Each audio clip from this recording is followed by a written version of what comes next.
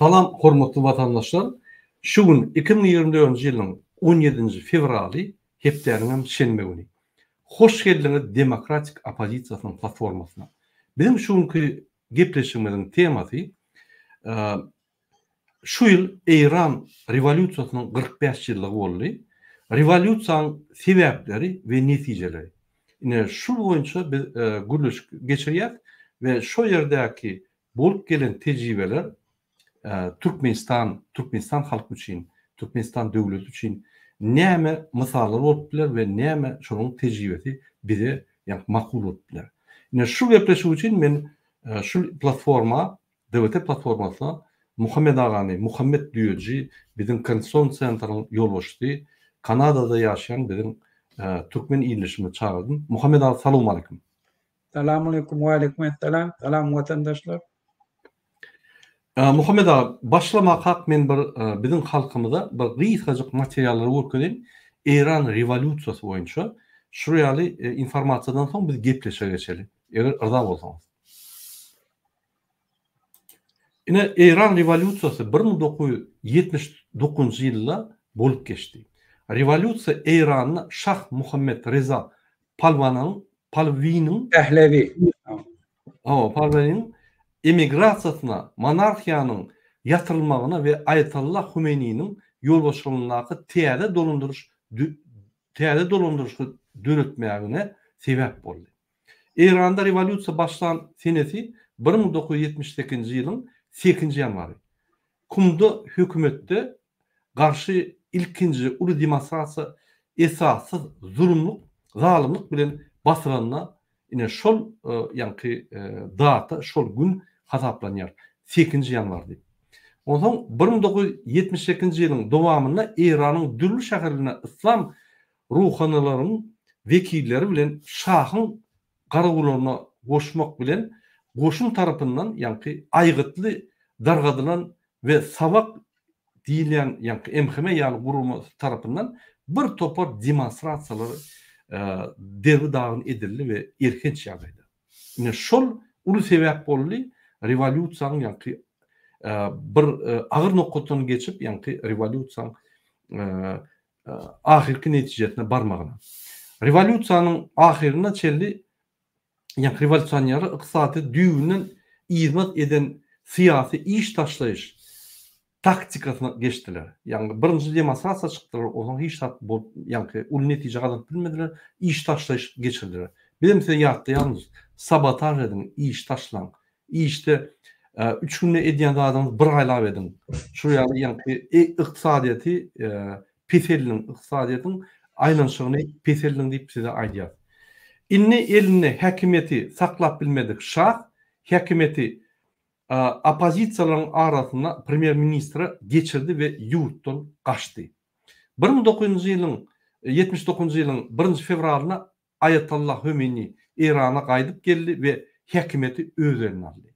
Täze geçiş häkimeti bellendi. Mart aýyna täze syýasy sistema boýunça referendum geçirildi we 1979 ýylyň 1 aprelinde Eýran ilkinji İslam Respublikasy diýip yglan edildi. Eýranyň İslam rewolýusiýasynyň 20-nji asyryň möhüm wakalarynyň birine öwrüli we bütün dünýä üçin ägir uly taryhy ähmiýete eýe boldy. Uglevodorodlara baý Eýranyna güýçli İslam düzgününiň döredilmegi Sunni Saud Arabistanyň musulman dünýäsine resmi däl ýolbaşçylygynyň şüphe astyna aldy. Ine men gysgaçyk size informasiýa berdim. Inni bir kysal videoda görkezdim. Onsoň Muhammed aga bilen şu rewolýusiýanyň sebäplerini we netijelerini serip geçelim. Bir minut.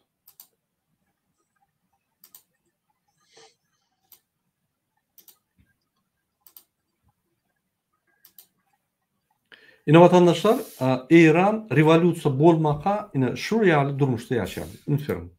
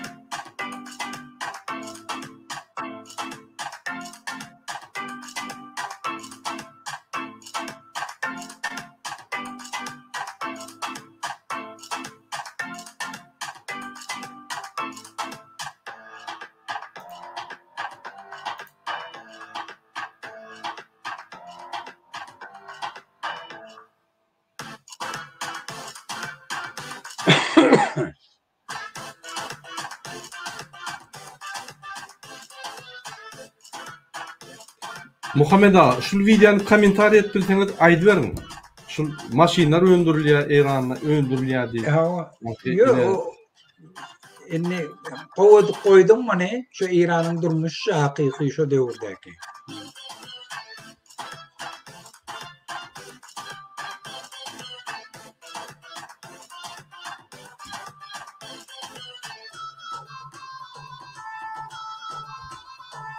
Cem 4 minutlik video. Yo, koydum. Murat, tamam.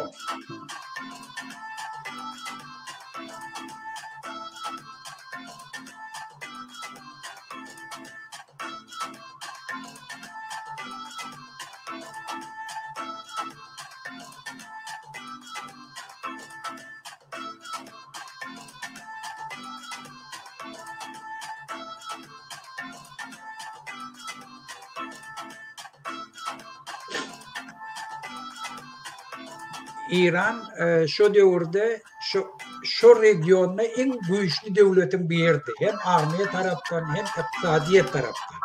Çünkü İran'a şu devir şu regionun jandarm diyediler. De bir yurtun içinde komünistler da bir hareket edecek oldu. İran'ın speslužbaları barıp şoları kömek etiyediler.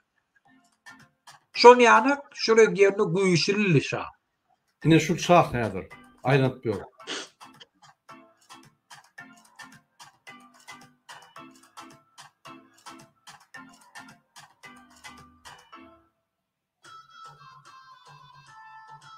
Bu kim?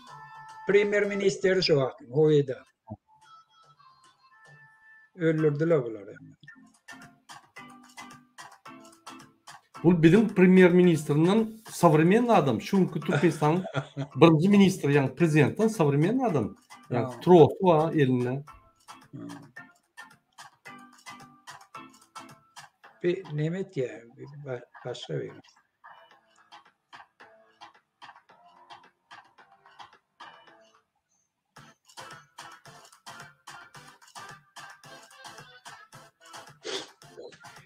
İtalyanski neme vardı şu Fiat.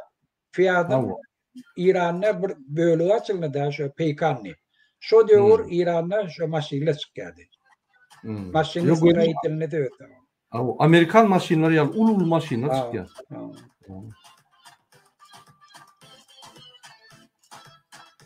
Türkmenistan'da çıkmıyordu. Merkezde harcadı maşinler çıkmıyordu. Şu yıllarda. Yok o devirde o da. Hatta Rusya'da çıkan maşinler şuraya hile değerli. Aydınçılar ya.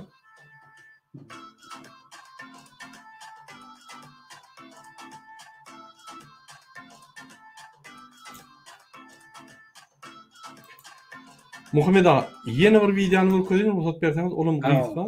Yine revolütsiya barada, niye şu revolütsiya bolup geçti? Kıyısaçık video fragmentler.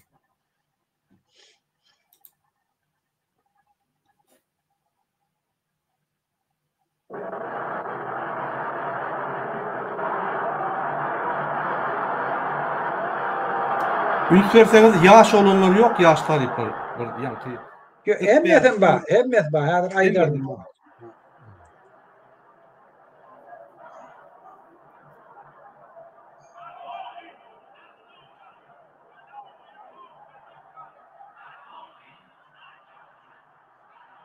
Şu devirde mekteplerde nahar veriyediler. Galanski cheese yani neme peynir, apelsin, odan tort, günne süt upakovunu. Günne çağları mekteplerde veriyediler şu devirde.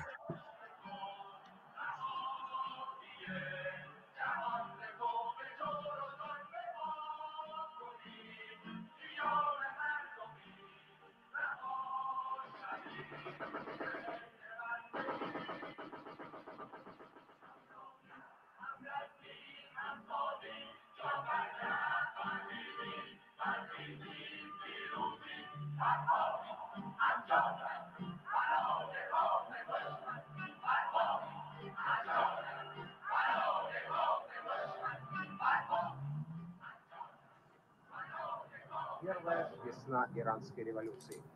Yine Muhammed Ağa şunun bilen men küçük videolarımı oturyan inni biz öz gepleşigine geçeli. Siz şul revolüsiýanyň şaýaty. Doğru değil mi? Siz içindediniz şu vakti. Ne tolka içindedim. Aktif katlaşan adam. Güzel. Hani gururlarım siz içinde bolanňyzda siz liçna näme etdiňiz? Şonu bir gururlarım. Men mara öz şäherimizde Türkmen sarada bolan. Hemme mitinglere men gatnaşdym öz şäherimiziň içindäki. Men şu at İslam toşgözereniýetine tebäp İslamsk revolüsiýada şey diýýärdi. Odan mescitlerden çıkmayardım. Zor kitap okuyardım. Odan esasen mitinglerde mescitlerden başlayattı. Ya mekteplerden ya mescitlerden. Odan şu kurumaçılıklı işleri hem meladın bir etkiydi. Şu aktif men katnaşardım. Şehrin içinde de belli adamlar hemen 20 tane kurumaçılık iş alıp var yani. Doğru. Yine bir soru näçip iýminem gel musulmanlar ýa-ni din revolüsiýasy boldy. Näçip başgalar galdyrmady. Mysal üçin işçiler partiýasy bar. Mysal üçin ýaşlar partiýasy bar. Ýaşlar gurumlary bar. Näçip şolar galdyrmady? Gel dini adamlar, dindar adamlar olar näme bolsa adalatlyrak, awadanrak, ýa-ni awadançylyk arzu eden adamlar ýa-ni revolüsiýa galdyrdy. Ve de Murat yaman kovforo yankında men şoňa hökmen barja. Ve de ýöne başyndan bir zat aýdatym gelýär. İranyň şahy Reza Şah Pehlevi özü ol hukumete gelen adam de. Ol on kakasy Reza Khan niye? Reza Khan şah belleýärdi. Onam şah Qajar döwrüne Qajaň iň soňky nemesi hukumet dolandyryp bilmeýär. Ondan yankı Reza Khan'ın ejeti Gruzin adamda İranlı imigrant bolup İran'da yaşap gören ondan bir okuya ondan bayenni uçilişe giriye o özünü görkedenden soň ondan Qajar'ın nemeleri şonu qowurýarlar da getirýärler iň soňunda da şonu özleri qowam diýär şu meclisin parlamentin başlığı şonu İran'ın şahy etýär. Odan şahy edenden soň ol bir tovar özünden gowy işler emetýär görkedýär. On Abrasowy alanda on Atatürk bilen duşýar. Birinji şu taşar ýurda gidip şah bolandan soň duşan Atatürk bilen. Atatürk bilen duşanyny Atatürk'ün ösüşini, şu ýurda ösdürüşini, şoň ideologiýasy da bilen tanyş bolup şondan ruhlanýar. Özüm Şwetsariýada wayenny uçilişede okan üçin sivilizasiýaly bilýän näýli. Şol üçin Iranyň strukturasy, общественный struktura, dini köne neme bilen bolan üçin bar, biz şonu ütgetjek bolýar. Ütgetjek bolubam İranda demir ýoly urýar, köp zatlary etýär şuňana. Birinji demir ýoly getirip kän zatlary etýär.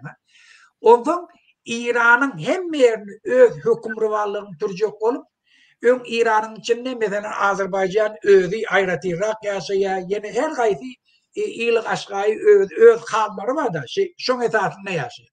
Biz şolaryň hemmesini boyun etdirýär özüne. Boyun etdirýär. Şoň esasynda da İrany döretýär. Hemmesini hem goşun çekip hemmesini ýatyrýar. Yani unuştaja etýär. Kim avtonom öz ýaşajak. On eden nemeler de siyasi strukturası.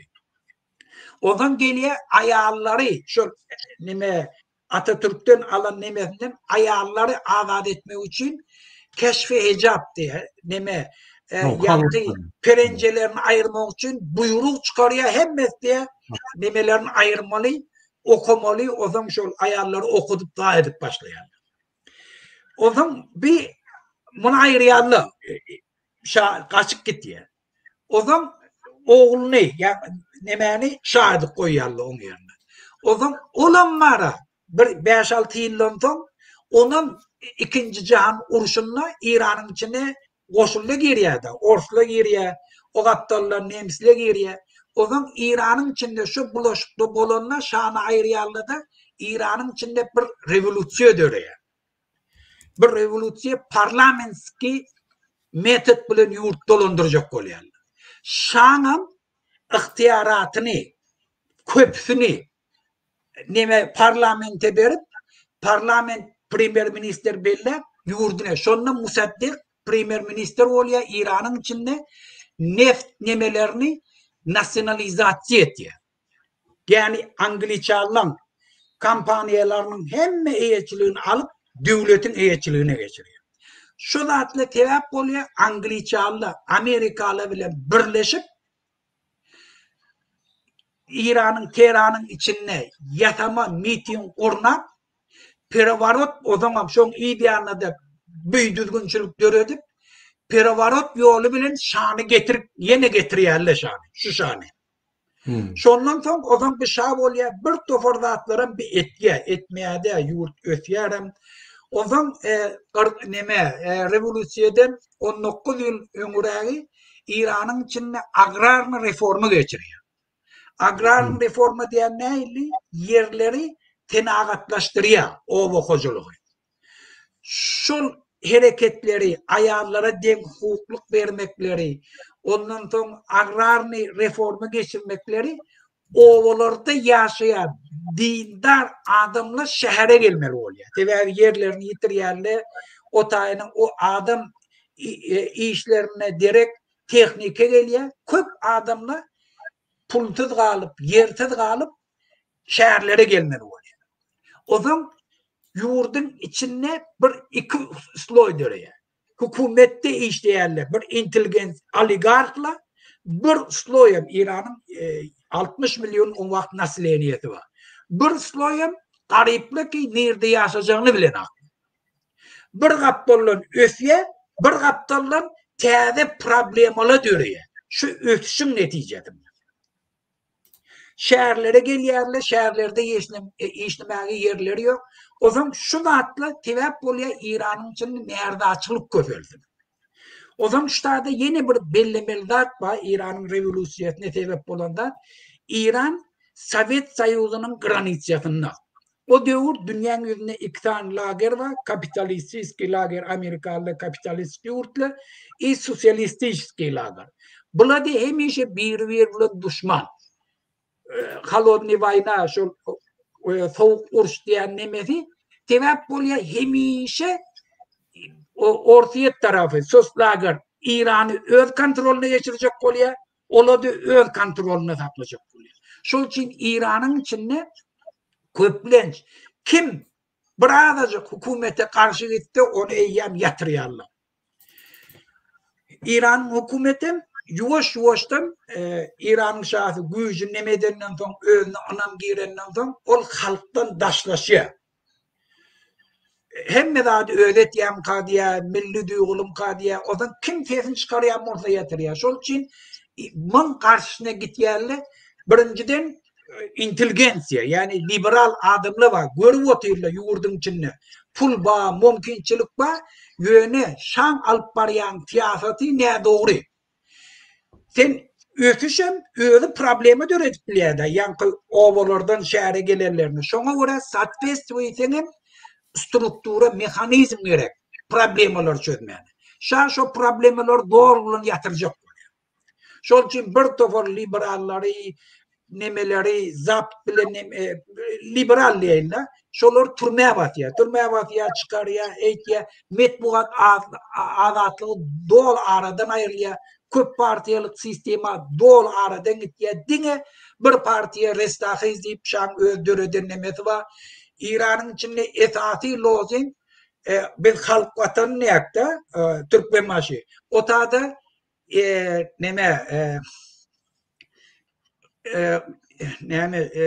Huda Şah Meyhem. Huday Şah Meyhem vatan diye. Huda Şah vatan. Bu lozing niyazafın alanı göğümden alana çollardan alıyor. Şu primerlerden. Ne diyecek bolýar? İran'ın içinde her hilli siyasi hareketi doğru bilen yatırdılar. Aýratynam neme çep partiyaları yani komünistleri, şoňa tamaýyllary olaram doğru bilen yatırdılar. Göne şu 40 yıl şan döwrüne döwlet alan döwrüne doğru bilen yatırsa da her nätirip intelligensiyeti öz karşılıklarını hükümete görkezecek bolup gelýär. Şol üçin dürli komünistik partiyalar, liberal partiyalar dürli ýollar bilen öz setlerini çıkarıp hereket etmeye başladylar. Inni Ayetullah Khomeini birinci gezek, yani sen aytıp geçtin datany, yani revolüsiyadan 15 yıl önce şabir kanun çıkarıya, ayalla taylağa katnaşmalı, okap bilye falan etmeli. Şona karşı şabir hat yazıyor. Ayalla hiç vakt erkekle bilen den olup bilme, sen bunu etme bir kararını yatırdı. Şada doğru bilen o nemet ya, kara Teheran'a getiriyor, o zaman Turgay'a uğratıyor. Şonda bir hilli ozgulunda bolýar, şondan o gitýär, Irak'a gitýär, Irak'tan Türkiye, Türkiye'den soň Fransiýaga gitýär. Ve de Khomeini'nin hereketi şonu, ýöne o taýda hereketli, göze düşýän hereketli de. Ýöne dürli gruplar omkala halky galdyrjak bolup problemi bar. Nardaçylyk bar. Korrupsiýa bar. Şa metbuat azatlyk aýran. Şol üçin bir tor intelligensiýeli dürli ýollar bilen üýtgeşip girjek bolýar. Şunuň üçin şanı terör etmek planını düzüp şol uğurda alganda ba. Etcek boldular, soň tuttular, bastılar. Radikal. Siyasi yol bilen, miting bilen etcek bolanlar ba. O bolmadı. Liberal yol. Halkam korkup nämetçegin bilene. Yani yatyda hiç zaten habarları yok. Onun komünist partiyası, menem şu partiya degişli, bula halka kaldırmak için bir ideýany turýarlar. Bir yaraglı ozgolun turun boldy. Buna kömek etýärler köp şon ýanak. Hem İslam şon ýanak hereket bir parti we mücadele halkdy. Bulan hemmesini Sazman Azadi Baş Filistin Yasir Arafat'ın kuraması daşar ýurtda bula bilen tanış bolup Livan'a ekidip şu taýda bulary öwredip trenerawat edip İran'a uğratýarlar bir toporny. Şu İslam toporlary. Bir nemelerde komünistlerde özleri institutta okap görenler, geleceklerini gören hakkı, yurttaki problemlerini görýärler, näilligini halka ayağa kaldırmak için bir ideýa gelýärler. Biz de yaragly ozgulan etmeli, halky korkudan oyandırmaly, halk ayağa kalýan etmeli, bir toporum şäherlerin içinde propaganda etmeli. Şo bilen bizim partiyamız döreýär bir bayançası çözyarlar, o tadı alýarlar, soň onu tutýarlar, öldürýärler, batýarlar. Şundan hemme türmäge ýygnaşýar. Türmelerde şan wagtynda hem dindarlar var, hem liberallar var, hem komünistler türmenin içinde ýaty. Inni şu ýagdaý şeýle. Hemme hereket var, ýöne halk ayağa kalan. Korkutdu da şu bizim häzirki ýagdaýymyz ýana. Hemme belli. Problemi var. Halk narda aytmağa, protest etmeyene hiç yol yok. Dürlü yolla bilen etken. Ondan İran'da revolüsiye başlandı. Ayetullah Khomeini Fransa'da oturan yerinin kasetleri uğratıyordu. Kulak atmağına, şan karşı. İnternet, YouTube yok da kaset uğratıyor. Hiç de kaset bilen. Ondan var Irak'a geliyor, Irak'tan Kurdistan'ın üstü bilen geliyor. Kara dürlü yolla bilen ondan yeketek bir mümkinçilik var, sen bize pasnarak şu kasetleri yayratmak oladı mescitler. Ve mescitlere kendi at diyen atladı. Mescitlere kendi bağırlamak kıyın, halk var ya da kontrol kıyın. Şan ünfi, hem mi ünfi neymedi spesifik komünistlerde. Şu komünistlere yol vermeli. O zaman o dindarlar hiç daha edip bilmerdi, olan biraz elini açık koydu. Avtomatiski açıldı da. Elleri açıldı. Şol çiğnem İran'ın revolüsyası, İslamist revolüsya diye. Ve birinci dene. Köplenç mescitlerde şu organizasyonu işle gitti. Şuna katnaşanlar mescitteki ahurlu, zatlı, şan etyen hareket, onun dini noktayı nazardan. Narda ayarları den hukuk vermek, yani sen videonu görkedin ha, ayarlar okap bir mektepte blok koyarlar, bir tofor sıvabı o da var. Şunu o tradisyon ahurla kabul edip bilene. Şol için mescitlerin içinde şu zatların demek yerli köp. Ondan sonra ovadın şehre imigrasiya giderler, şehirde yaşap görürler. Olan hemmesi ne savremenlisti bilýärler, ne okulları var. Ola şu dindarlığın gepleri bilen yaşap görürler. Şu tradisiya bilen yaşap görürler. Şol için olara dindarlığın gepleri yokumlu gelýär ta. Bir tane komünistin ya yine bir tane liberalın demeleri. Obraz yaşayışları. Şol için Ayetullah Khomeini'ye şu zady yol başçılık etmek, şunun hemmesi şert göretti. Men sözüňi göreyim. Bir jemlesek de öň partiýalar, ýa-ni jemgyýet gurumlary, ýaş gurumlary bardy, liberallar, demokratlar, kommunistler şolardan gorkup, ýa-ni siýasy meýdançada şolar barka, şolardan gorkup olary ýok edip, siýasy meýdançady boşadyp, şu wagtda ýa-ni dine üns bermänsoň, gaty üns bermänsoň, şu dini jaýlarda, ýa-ni meçitlerde yürütürleştirilen kasetler ýaýradyp, propaganda edip, ýa-ni musulman yürüyüşini taýarlap, adamlar ýa-ni taýarlyk gördiler. Şeýle dämi? Indi şu ýerde şolary şert göredi, şolary ötürýär şert. Ýa-ni şu ýerde bir mümkinçilik görediler.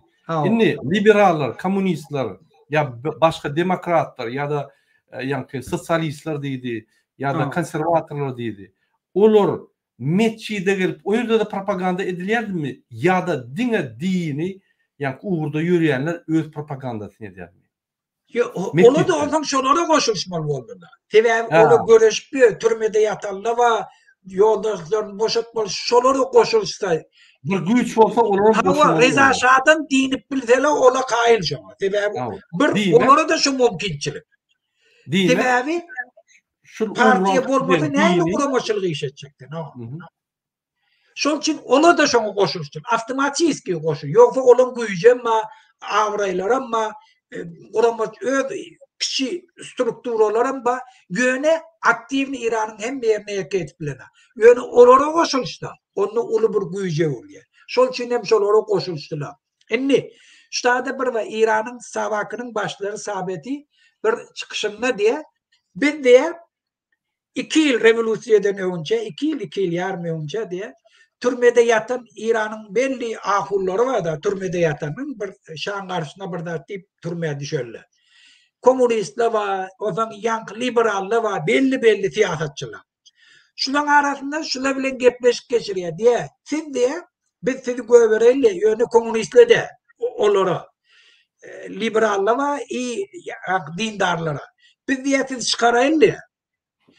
Siz diýe näme biziň garşymyzda diýseňiz diýin diýe. Şan karşısında da diýseňiz diýin.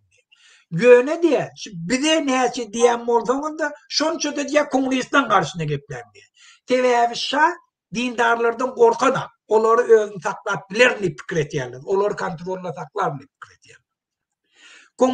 Kommunistlerden gorkýar. Olaň hemme aladady kommunistlerden.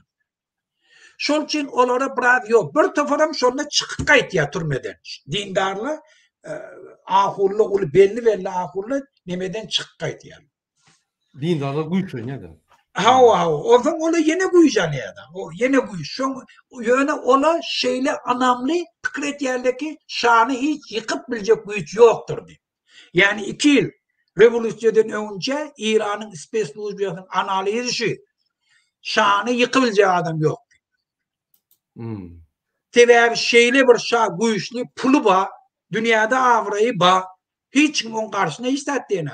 Regiony birinci gepleyen şol Saddam Hüseyin ýanyna gepler bilen. Ýoksa granitsa dawasy var, ýöne tesnem çykar bilen. Tebäbi güýçli İran regiony. Şa şeýle bir anamly döwürdi. Yani 2 ýyl rewolusiýadan öňce. Odan halk hereket başlanandan gördük, bu öňe geçip. Odan şa näme çareler gördü. Indi burun şunu ne ettirip şu halkın hareketinin öňüne şulary manage etjek boldy. Şa afsan aýtdy, hawa men düşündim bir toğry problemler var, maňa dogry habarlary ýetirmeýärleken men parlamentin başlygyny premier minister aýryp amuzgar diýip birini getirdi. Olam gelip kritik wad etdi, türmede de ýatan. Kritik wad etdi jany bir toğry datlary etjek boldy ýöne halk ýene durmady. Ayetullah Khomeini güýç alyp barýar. Bulan oylarına ananmadı. Toňdan şa çaresiz yine Bahtiyar'ı getirmeli bol. Bahtiyar bir avraylı siyasetçi. Hem zabit kabul etiye, hem ön işleyen, şon yani derecede işleyen adam. Ön belli bir bu işli partiyan ağdası, ön musaddiq dövründe. Hem de adı bilyen adam. Yöne şan türmesinde yatan bunu çıkardılar da getirdiler. Geten primer bol. Sen yuvurdu kalas et, şanı kalas et. Bulan geldi. Hemme halkın önüne söz verdi. Ve men şanı önkü yanak ona bu iş vermeye. Biz şu reformları etiyek. Köp partiyalık sistema bolya. Şunu yani köp zatları ruhsat verdi. Metbuat azatlığı bir de gaytam halkın bu işle hareket etmeye getirdi. Şah önlülük gördü. Hem bulmatta hem de yoldan geçti. Bolona. O zaman ahırda ne ettiler? Komünistler İran'a almaryana zapıt hemen bilelikte Khomeini'nin gelmeğine Şah'dan ruhsat aldı. Şah ayttılar. Sen git son eğer düzelip bilerek son getirir. Şeyttirmem Şah'ın çıkardılar yurttan Ayetullah Khomeini'nin Fransa'dan gelmeğine şart türettir. Şeyttirmem Ayetullah Khomeini 10 milyonlarca adamın önünden çıkmağı bilen Fransa'dan Tehran'a geldi. Onu görsem var ya halk neymiş onu karşıladı da anlarsın. Şun yana hiç dünyada revolüsiyon bolon yok. Yani halkın aktif katlaşmağında. Şeyttirip Khomeini'ni getirdiler. Khomeini'ye bir cevap. Şah gitmeliydi. Bahtiyar'ım kabul edemem kıyısat. Onun şun hafiyeti. Yöne Khomeini'nin bir oyunu oldu. Onun ne mi?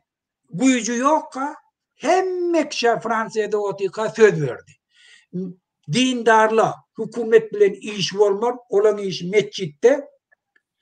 Ola din bilen molarla, mescit bilen molarla hükümet siyasetçilerin eline geçer. Komünistli de azat bulur. Menem İran'a barsam, menem öz televeççilim edecek, Moğolları vaspita edecek, din bilen işim yok. Şeyttir bütün inteligensiyanı komünistlerim, liberallerim hemmesin öz teoriğine yığınadı. İran'a gelenden zaman halk hemmesi şu gözünüyüm Khomeini ne deyde bolya diyenin neticesinde bir yer niyetini ütketti. Hükümet öz eline ne deyde bolu oti. Halka ne deyde halk canını vermeye tayin. O zaman ne etti? Öz islevi boyunca öz dini hükümetin başladı. Aydı verim numarat doğru. Bolya, gatovi.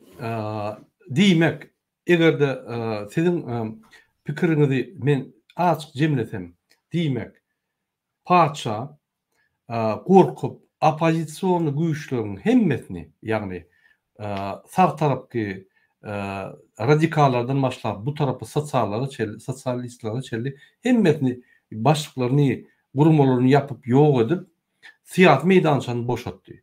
Ýöne şu wagtda dine üns bermän soň her wagt dini adamlar ve din her wagt paçaň arkasyndadyr.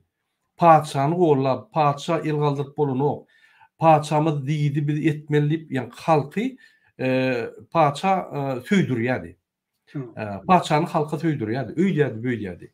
Şol arasynda halk bilen paçaň arasynda halka paçaň diýenini ýani dinleştirip ýani düşündürýärdi. Şoň üçin onuň gorkany okdy. Ýöne hakykatdan hem şol meçitlerde, dini ugurlarda hemme zat möwsalt gitdi. Inni egerde dini ugurda möwsalt giden bolsa, ýalňyça görüşmez ýaly başda bir kiçik ýani manifestasiýa, protestler boldy. Olum erwet ýagdaýda ýani gödök ýagdaýda basyldy. Ine şol 8-nji ýanwarda sebäp boldy ýani rewolýusiýa başlamagyna we başlanyňyz günni patap edilýär. Men diýjek bolýarlarym, egerde dini adamlar çıkan bolsa, protesti da ýani gurnap, ahir adamlar çıkaran bolsa, ondan beýleki opozisiýon hereketlerim goşulan bolsa, şolum ýeňen bolsa, Ayetullah Khomeini gelen bolsa, onda näçe dini ýani avantajlar emele geldi. Beýleki opozisiyon güýçleriň ýanky avantajları olmadı. Ýanky olaň islegleri kanagatlandyrmady. Men şu yankı aýdyp oturanmışym bende Murat. Ayetullah Khomeini mun ýanaklarda garaşman. Halk şeýtir muny näme diýdi bolýar diýip şeýle iýde durjagyny hiç garaşman. Muny ömründe pikir edip boýana. Geldi gördi hemme zat eline. Näme diýse bolup oty. Şol üçin öz dini ýoluna gitdi. Indi yankı demele var, liberallar, komünistler, beýleki şuňa goşulanlar. Bulary gowy edip oýnady.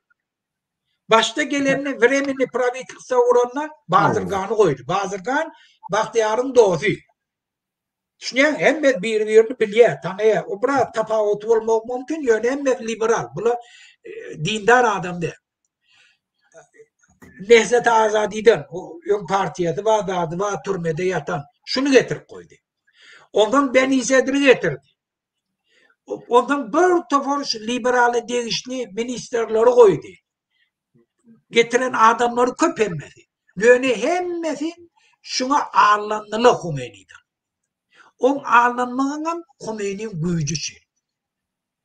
Khomeini halka näme diýse ettirebilir. Milyonlarca adamı islerini kuatı koça çıkarabilir. Şu güce dayanamam, ondan bittiğine önkini ornaştırıp başladı. Öz hükümetini. Yeke bunlar ayırdı. Birinci Bazırgan'la ayırdı. Mesela Nemen ayırdı, komünistler ayırdı. O Kurdistan'la partiye, biz Türkmenli ayağalık, biz ayırdı. Şeytirip hemmesinden dinini, hemme vlası getirdi öz eline. Düşünükli. İnnik soru Muhammed abi. Yine halk yatan halk. Sizin aýdyşyňyza hiç yankı siýasatlara goşulmayan halk. Dinçiler gelip yankı din mekteplerde bulur yankı propaganda geçip taýarlap nimet başladı. Şo ýerde hemmesi din adamlar däldir. Näçip şu halk goşulur şu revolýusiýa. Näçip şu dinçiler şu halkı goşup bildiler. Şonu bir düşünüp bildiler. Wende şol umumy nardaçylyk. Wende iqtisadiýet ösüpdi. Ösýär. Ýöne öseni bir towar hökümetin içindäki çinovnik, oligark diýerler ya çinovnik. Şu hökümete ýanaşýan adamlaryň ýagdaýy gowy galan adamlar öýsüz. Hiç ýyly perspektiwem görenä.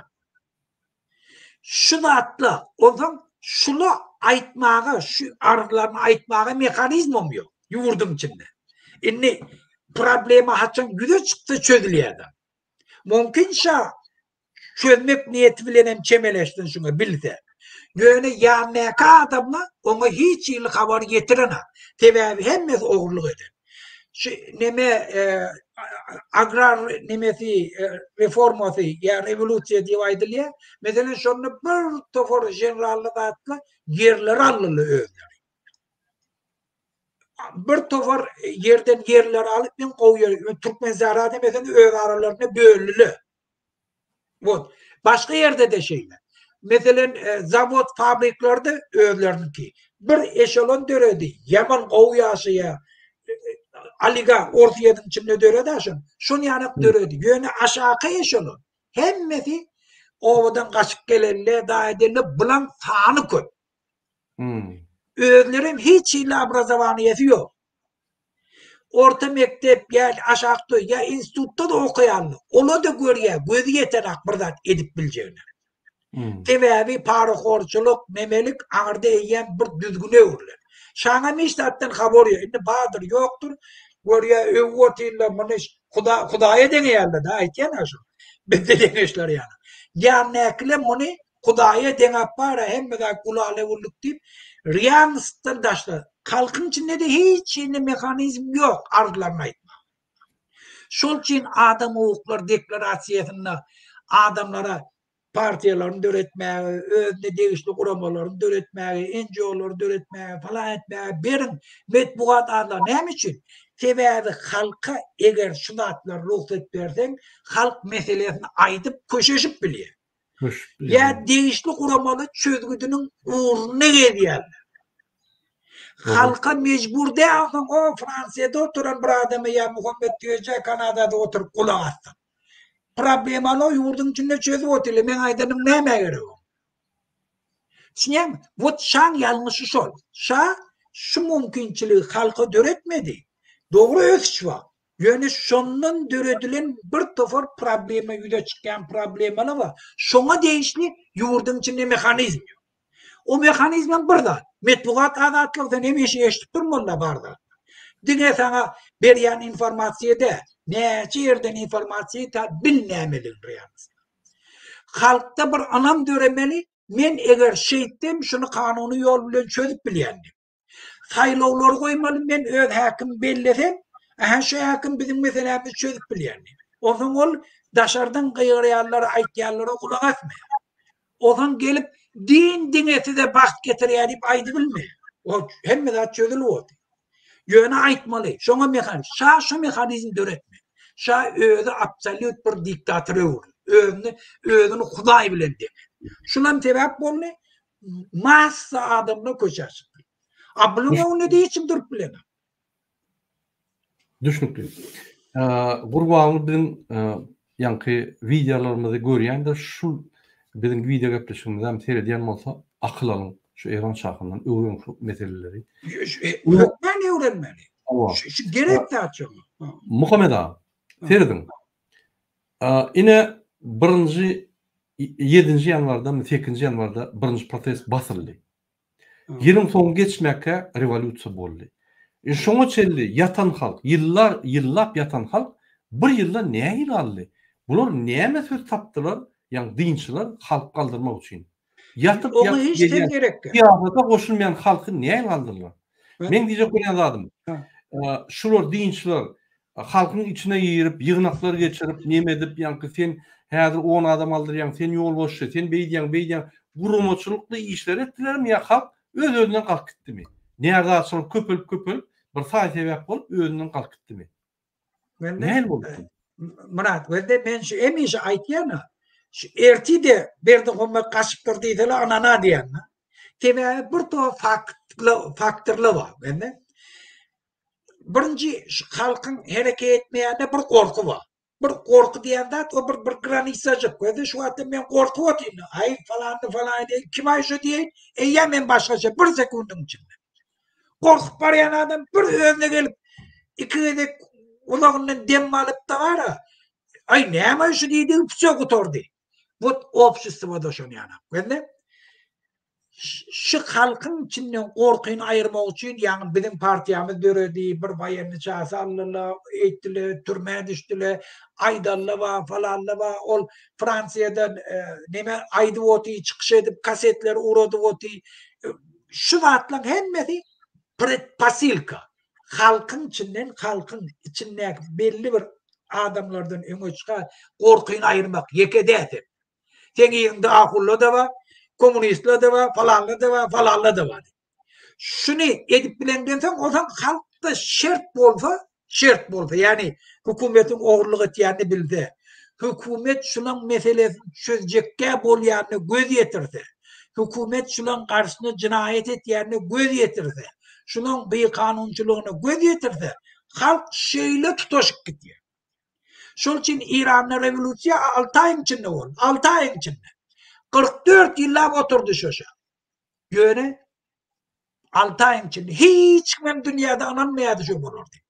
Göre şu bir benzin koyulan yana kalkmıştı. Sebebi haçanam kalk şu pikire geldi. Indi korkuyun ayrı kadan. O çıkıptır, bu çıkıptır. Şuna gitmeli mi gitmeli diye. O doğru diye de. Bollu. Mitinge var ya. Ha doğru et ya da onu oğurluk etmeyen et ya. Yegerleri adamlar kıstap. Ha o kısta ya. Polisiyeler biderek adamlar türmeye bas ya. Adalet tutmam yok. Yurdu tarlaya. Ne on belli de hem ona fikir etmek gerekli. Bir hareket hem topuluş gidiyor. Şol için bir telesmi yanak dövüllüğü kutordu. Şol için berine Muhammed şondan korktu. Şu şer döretmedi. Gitti. Doğru. Muhammed ağa, men bir kezcik video koyayım, ruhsat berdiňiz. Yine Bir minut. Yine internette men şoň şaýat däl, men Iranda bolmadym. Ýöne internette şurýaly ýanky maglumatlar bar. Sizin ýanky diýäniňizde suud edýän, sizin ýanyňyza suud edýän bir waka bolup geçdi. Ýagny şol halkyň agyr ýagdaýyna şol şah ýürüýtürüşden bir bayramçylyk geçirdi. Ýagny bir çägäň içinde hiç zat ýok ýerde ulu bir ýanky binalar gurup, ulu şatyorlar goýup zat edip, bütün dünýäni çagyryp ýanky öz bayramyny belledi. O ýerde de 2500 ýyllygyny. O 2500 ýyllygyny. O ýerde $100 milyon harç etdi, halkynam gahar geldi. Gelin şoňa bir seýrediň, şol video. Des choses qu'ils n'ont jamais fait fonctionner pour eux-mêmes ou pour personne. Personnellement, ils le font juste parce qu'ils осталось ниже нуля. Вдобавок к свежему лесу, в деревне на грузовиках были отдельно доставлены 4 гектара плодородной почвы, только для того, чтобы известный версальский флорист... Yine Yörüýte bir şäherjik kurdy, ýanky çägäň içinde, şah, öz ýanky 250 ýyllyk diýdiňizmi şoň bayramçylygyny? 2500 diýim. 2500 ýyl bayramçylygyny bellemek üçin Yörüýte şöyle bir şäher çogurdy. Şo şäherde hemme zatlar bolup dökülüp ýatdy. Bütün dünýäni çagyryp ýanky pankardy. Halkynyň gata geldi. Ine şol esas sebäp boldy diýip ýanky halkyň dinçine goşulyp, halk aktif bolan üçin ine şeýle maglumatlar çynmaýanyny bilemok. Ýok, dogry şol. Bilýär bolatlar. Ýa-da ýerlerde edil bir ýyla galman 6 aýda ýalňyşmasam hemme zatlar dikip zat edip ýanky baglary getirip başga ýerlerden uwaz edip ine bütün dünýä görkezdi. После кипарисов. Гостей шаха было решено разместить в небольших домиках из крепкого пластика. Ine serden şurýaly ýanky kiçirek jaýlary mihmançylar üçin goýdular. Михмандар Амнучи. Внешне стилизованных под средневековые шатры. Внутри каждый из них представлял из себя роскошный кондиционируемый номер, в котором были 2 спальни, гостиная и кухня, а также личный повар и обслуга, доступные 24 часа в сутки. Обычно, если государство проводит торжества, цель которых показать силу и самобытность своей культуры, вы, скорее всего, будете ожидать большое количество местных мастеров, выполняющих работу. Но шах был натурой очень утонченной и доверял исключительно профессионалам мирового уровня. Для постройки царских шатров был приглашен всемирно известный парижский интерьерный дом Мейсон Жансен. Сотни французских дизайнеров и архитекторов более чем полгода работали над созданием шатров, которые сначала были Şoň gurbalyndan tapawut ýok, gördüňmi? Öz ustalaryny çagyryp, ýanky özgeçleri etmen, Fransaň J. Mason diýen bir jaýynyň arhitektorlaryny çagyryp, bütün dünýäň nemelerini çagyryp binalar gurýar. Ine gurbalyň edil gylyk käseti. Сдвигнуты на аэродроме около Парижа, а затем доставлены в Персеполь, где были снова собраны уже на месте. Вдоль 5 улиц, расходящихся лучами от центрального фонтана и символизирующих 5 континентов, было построено 50 шатров для гостей, а также воздвигнуты 2 огромных шатра, где должен был проходить торжественный банкет. Для комфорта гостей в деревне также имелись небольшие парки, поле для гольфа, косметический салон, клуб, подземный бункер для хранения драгоценностей и много чего еще. В общей сложности... Территория королевской деревни, построенной ради 3-дневной вечеринки, составляла 65 гектаров. 3 günlük bayramçılık için ne şu zatlar oldu.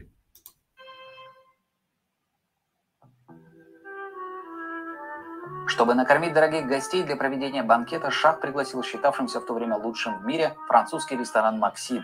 По договору ресторан должен был обеспечить торжества не только едой, но и высококлассным персоналом. Поэтому все рестораны «Максим» по всему миру были закрыты на 2 недели, что привлекло к намечающейся еще больше внимания. Для проведения пышного банкета «Максим» отправил в Персеполь своих лучших поваров, официантов и даже кухонное оборудование. Вместе с ними прибыли 18 тонн различных продуктов, почти 3 тонны говядины и ягнятины, 1280 килограмм мяса птицы, 360 тысяч яиц, и все это доставлялось в Иран прямиком из Парижа. Доставка сотни... 3 gün için, 3 gün bayramçılık için, bütün dünyanın ağzını açtırmak için şu Gurbanlyň kılığı şol. Тонн различных грузов в безлюдную пустыню было сложной логистической задачей, поэтому в Ширазе, который был ближайшим городом к Персеполю, шах приказал построить новый аэродром, а также проложить скоростной... Ünsörüm, şol gurulyan 3 günlük yankı yer üçün yürüyte aerodrom ve скоростную трассу yankı avtoban kurdular. Шоссе, соединившее Шарас и Персеполь.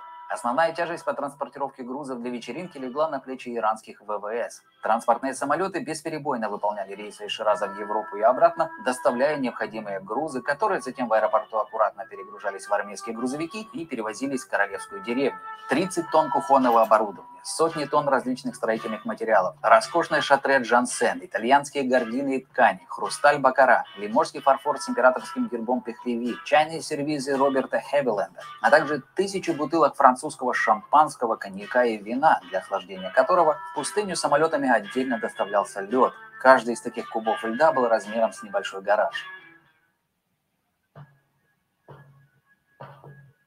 Пышные торжества должны были собрать одновременно в одном месте большое количество мировых лидеров и монархов, поэтому очень остро стоял вопрос безопасности. Это и так было достаточно неспокойное время в мире, добавить к этому и то, что и внутри Ирана время от времени вспыхивали протесты против режима Шаха. В вопросах государственной и личной безопасности Шах и до этого никогда не Gördün mü? Tayakla buraya alalım, şuna da protest ediyorlar adamlar.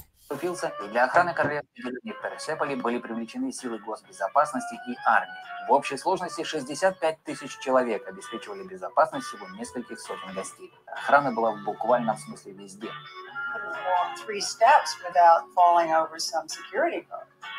The King of Denmark was trying to get through to something and they threw him out, and only later did they find out that he was the King of Denmark. It was very tight, very tight. Но для Шаха и этого, похоже, было мало. На время проведения торжеств Шах приказал полностью закрыть границы Ирана.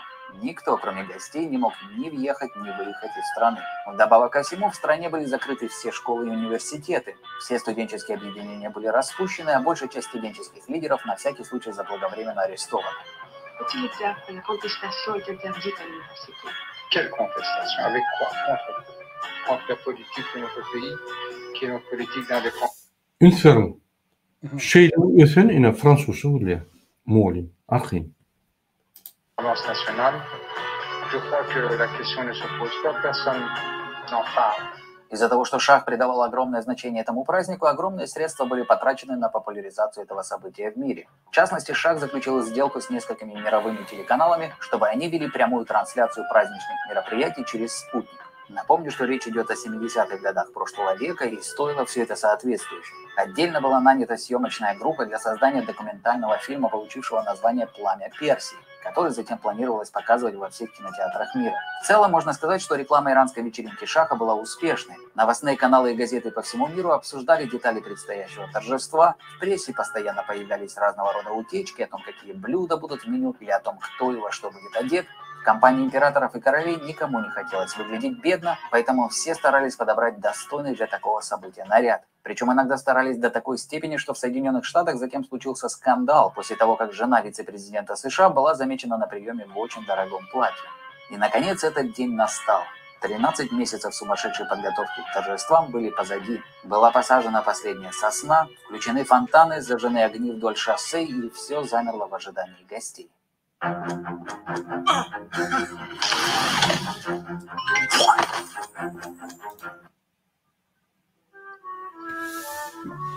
12 октября 1971 года в Персеполе и в аэропорту Шираза собралось большое количество журналистов, ожидавших прибытия высоких гостей. Стоит сказать, что у многих все еще были сомнения в том, прилетят ли приглашенные гости, в том, способен ли вообще Иран провести праздничные торжества на том уровне, который был заявлен. Но вскоре полосы коснулся первый самолет, и на аэродром начали прибывать новые и новые самолеты с главами иностранных государств на борту. С каждой минутой все задуманное Шахом начало приобретать реальные черты. Самых важных гостей Шах лично встречал в аэропорту в Ширазе, а для остальных были подготовлены 250 бронированных лимузинов Mercedes-Benz, которые доставили гостей из аэропорта в королевскую деревню в Персеполь. А там царила поистине небывалая атмосфера. Многие журналисты отмечали затем какую-то сюрреалистичность происходящего.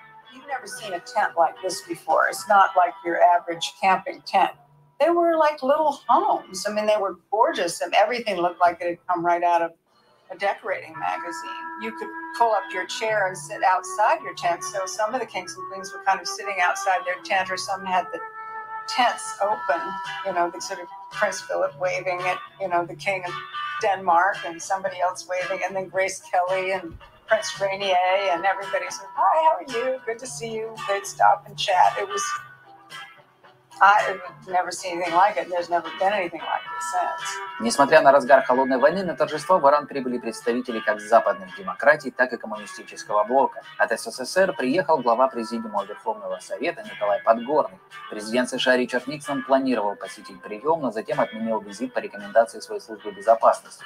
Вместо него приехал вице-президент Агню Спиро. По приглашению Шаха также прибыли президенты Австрии, Болгарии, Швейцарии, Югославии, Румынии, Бразилии, Турции, Венгрии, Чехословакии, Индонезии, Пакистана, Индии. Присутствовали премьер-министры Франции, Италии, Южной Кореи, генерал-губернаторы Канады и Австралии и многие другие. Даже Папа Римский прислал своего специального представителя. Но главное внимание было, конечно же, к августейшим особам. Еще никогда в истории императоры и короли не собирались в одном месте и в таком количестве. Среди гостей был император Эфиопии, королевская чета Дании, Бельгии, Непала и Греции, а также король Иордании, Норвегии и Лесото, эмиры Бахрейна, Катара, Кувейта, Абу-Даби, принцы и принцессы Лихтенштейна, Люксембурга, Монако, Франции. Yok kurbanul değil ol. Bütün dünya geldi mu? Yo, biz şolun hemmesinin bezapasnısını üpçün edip bile şeyle güç. Yani dünyada anam var yoksa canlanan bir için bari bilmiyor orta. Швеции, Испании, Италии, Японии, Марокко. Ola bir çoban, ola hiç. Aklım yok bir sandık. Филиппа и принцессу Анну. Лидеры некоторых стран не приехали, так как вынуждены были отказаться от визита ввиду сильных протестов внутри своих стран, так как во многих государствах на Западе режим иранского шаха считался диктаторским. Мероприятия в Персеполе начались с торжественной церемонии у гробницы Кира Великого, где шах произнес речь, в которой отдал дань уважения великому персидскому правителю, а также отметил, что благодарный иранский народ свято чтит свои исторические корни и продолжает великое дело Кира. А уже вечером того же дня в огромном шатре в центре королевской деревни начался торжественный ужин. Каждого гостя при входе лично встречала императорская чета, шах Мохаммед Реза Пехлеви со своей супругой. Здесь даже возник небольшой конфуз. Гости прибывали неравномерно, и при входе образовался небольшой затор. По протоколу монарши особо имели приоритет, так как в отличие от, скажем, президентов, которые постоянно переизбирались на своем посту, короли и императоры были правителями бессменными, потому что власть им была дарована Богом и никем ниже. Поэтому в ходе в царский шатер образовалось две очереди. Одна из них состоявшая исключительно из императоров и королей, и вторая из простых, если так можно сказать, президентов и премьер-министров, что еще раз подчеркивало какую-то нереальность всего происходящего. Как бы то ни было, каждый гость получил возможность лично поздравить шаха, после чего все проследовали в банкетный зал. Гостей рангом пониже, которые сопровождали своих правителей, усадили за отдельные маленькие столы, а вот самих руководителей стран посадили за один громадный извивающийся 70-метровый стол. Это, возможно, был единственный случай в истории, когда руководители государств порой кардинально представители Запада и Востока, развитых и развивающихся стран, бывших колоний и метрополий, монархи и коммунисты, все равны, плечом к плечу, за одним столом, наслаждаясь изысканными напитками и едой. А наслаждаться действительно было чем. Меню представляло собой небольшую книгу на французском и персидских языках.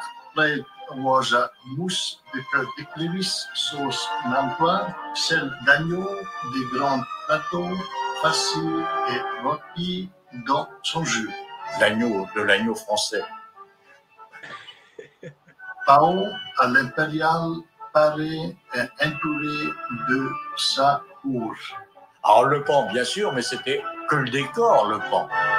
On a désossé, farci des petites cailles avec du foie gras, avec des truffes. Donc on a présenté des cailles avec au milieu le pan pour la beauté du plat. Несмотря на то, что Иран был исламским религиозным государством, вечеринка была щедро залита дорогим алкоголем. 1000 бутылок бордо, 1000 бутылок бургундского, французский коньяк 1860 года, 2500 бутылок шампанского.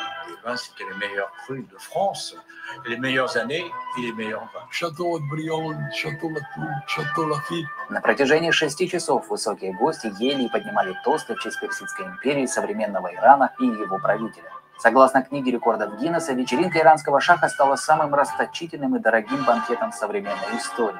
Первый из 3 дней вечеринки закрывало масштабное огненное шоу из фейерверков, которым гости наслаждались, сидя на трибунах под открытым небом. На грандиозном пиршестве были все и все. Если чего и не хватало на этом великолепном празднике Ирана, то это самих иранцев. Шах не пригласил на банкет никого, даже иранских министров. На торжествах присутствовало большое количество иранцев, которые непосредственно участвовали в организации этого праздника.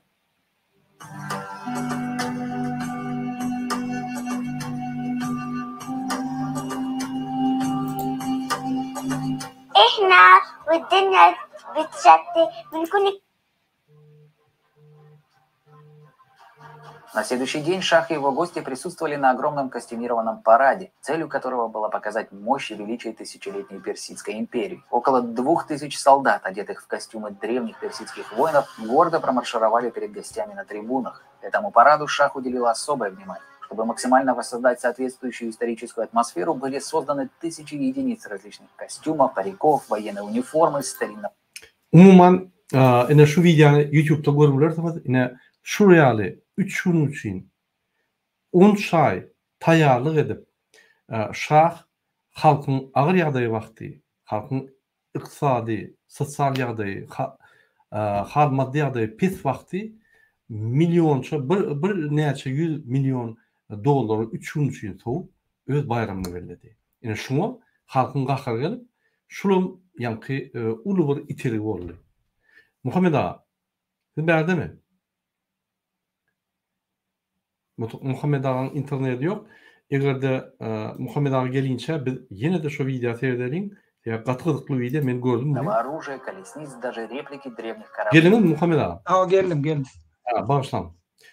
Yine yalnız ben vatandaşlarına aytdım. Şu halkın ağaç vakti, halkın ağır yağdığı vakti yine kurban oluyor, arkadaş şehir kurup üyt köşk bayramları öz için ediyen vakti yine şu dağıtlar İran'da da Şah şu dağıtları ve halkın katı kahırı getirdi.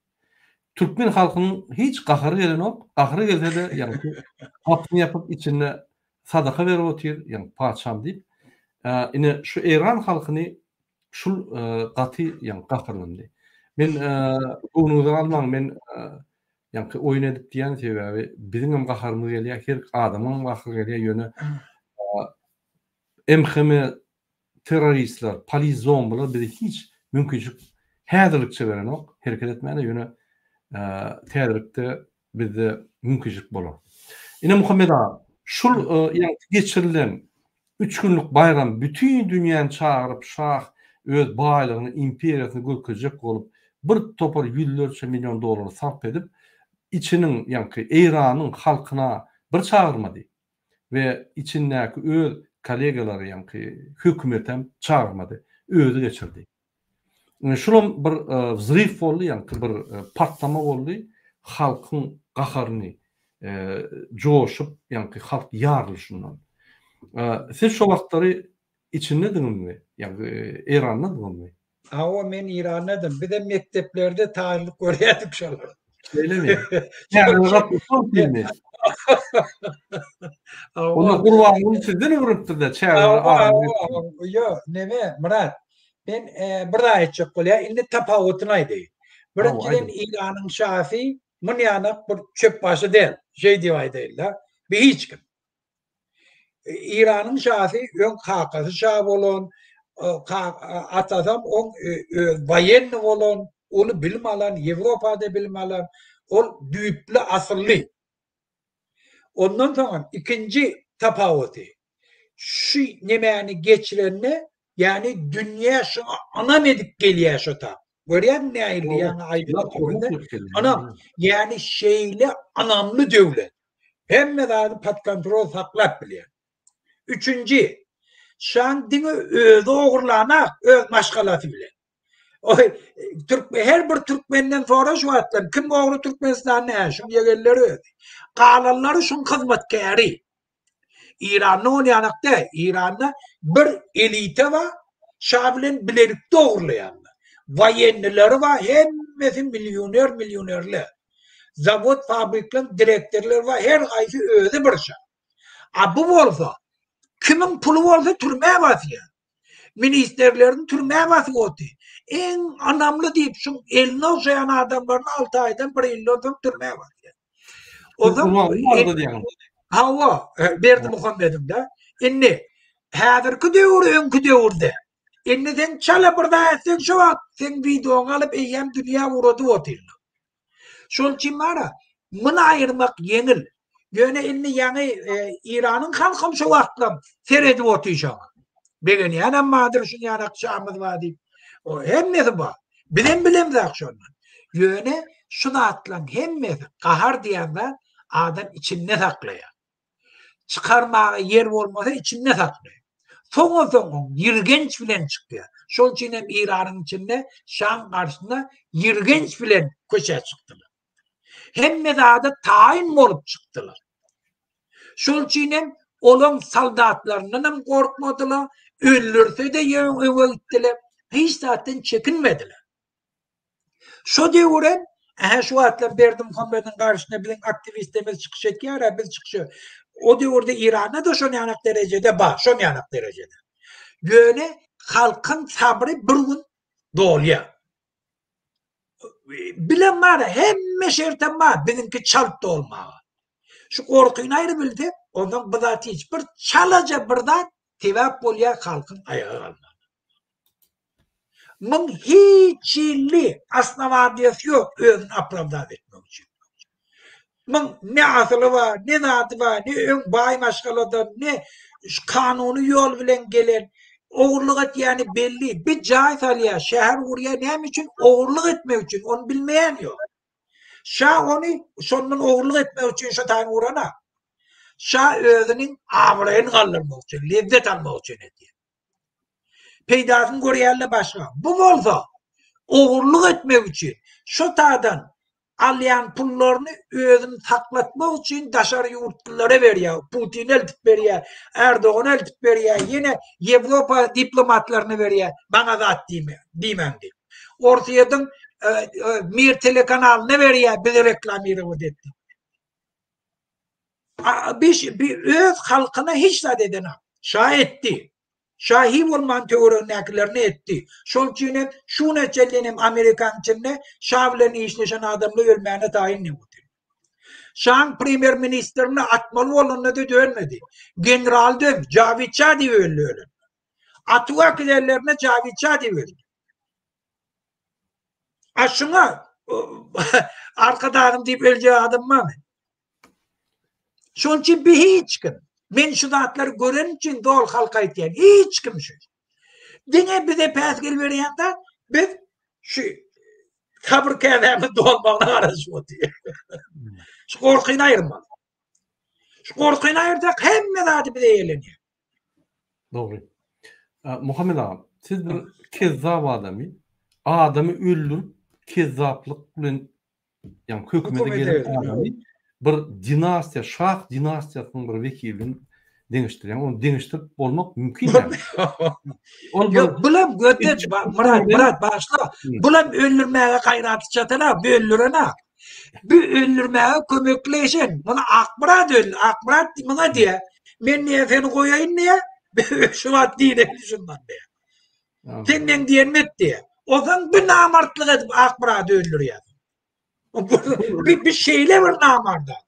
O namartlıkta ömürden sebep öz oğlunun yüzüne seyredip gülüye de kellesini öğürüp ayda şundan hiç saat onur bilen o hem yerde men maskara diye hem yere özüm bitmeli ol yani çalışacak özüm yine son yani adam öyle yani öz oğluna deyip bom olur yani iyinin ömrü ölen prezident şu prezident hazır şunu var ha yeri gömmeli der o işinden ayıp kop koyuyor oraya yani sen prezidenti burada diyen mi olsan öz prezidenti komandasında gorlaman şun diyen mi olsan pensiyada dincin al atlar bilen sıçanlar piçikler bilen aylan köçülerde yani dağlarda aylan gezber sen aklın çarşıptır diyemeli. Yani şu yani Serdar Angliya'da bolon sivilizasyonu gören o tane devletin dolandırışını gören adam. Baharamda hiç zaten bilen adam. Şol için olay hiç vakt oluşmuyor.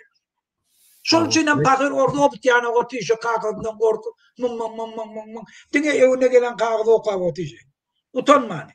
Yani kakası pastavliyat ettiğini bilip otuyor.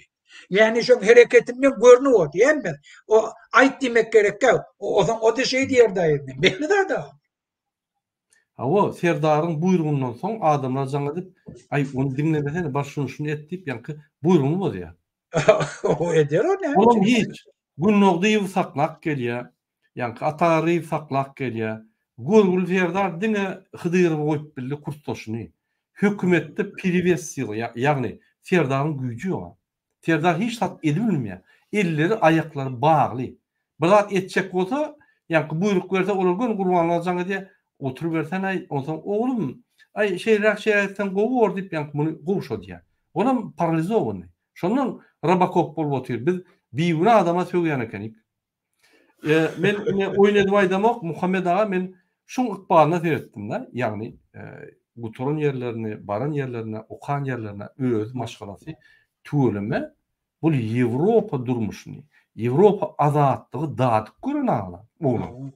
Şol hakykatdan hem özgeçler etjek bolup gören oğlum. Ýöne muny baglap turup arkadaky ajdarha özüne, öz tohumyň milli lider Gurbany Guly etdiren o. Ýöne men maglumatlar alýan. Şammy, ol Hacı Murat Türkmenistany eýlediler. Inanyň nemeden gaz ojokdan gaz alyp satyp garşyna tiryek getirip Bayramaly, ýa-ni Şagalyň türmelerine ofitsialny dilerler bular. Ýa dilerler oty şöyle. Ondan pullan götürüp göni ýa gurbanla berýärler. Hemme haramlyklary edip getirip daýa berýärler. Ondan garnaş bilen üýşýärler de serdarga garşy ýygnak geçirýärler. Gülnawat, ola mehri diýilýän şammalar, pammalar üýşüp daýjan ýene öňkärine gelsen ay ol bize hiç ýagyrdan ok, gülmede goýan ok diýär. Serdaram aýdypdyr gözüme görünmän karandadalar diýip. Bu oglan bir zat etjek oglan. Men inanyp başladym. Şoňa ýöne mümkinçilik beren oklar biz muny biýüne söýýär.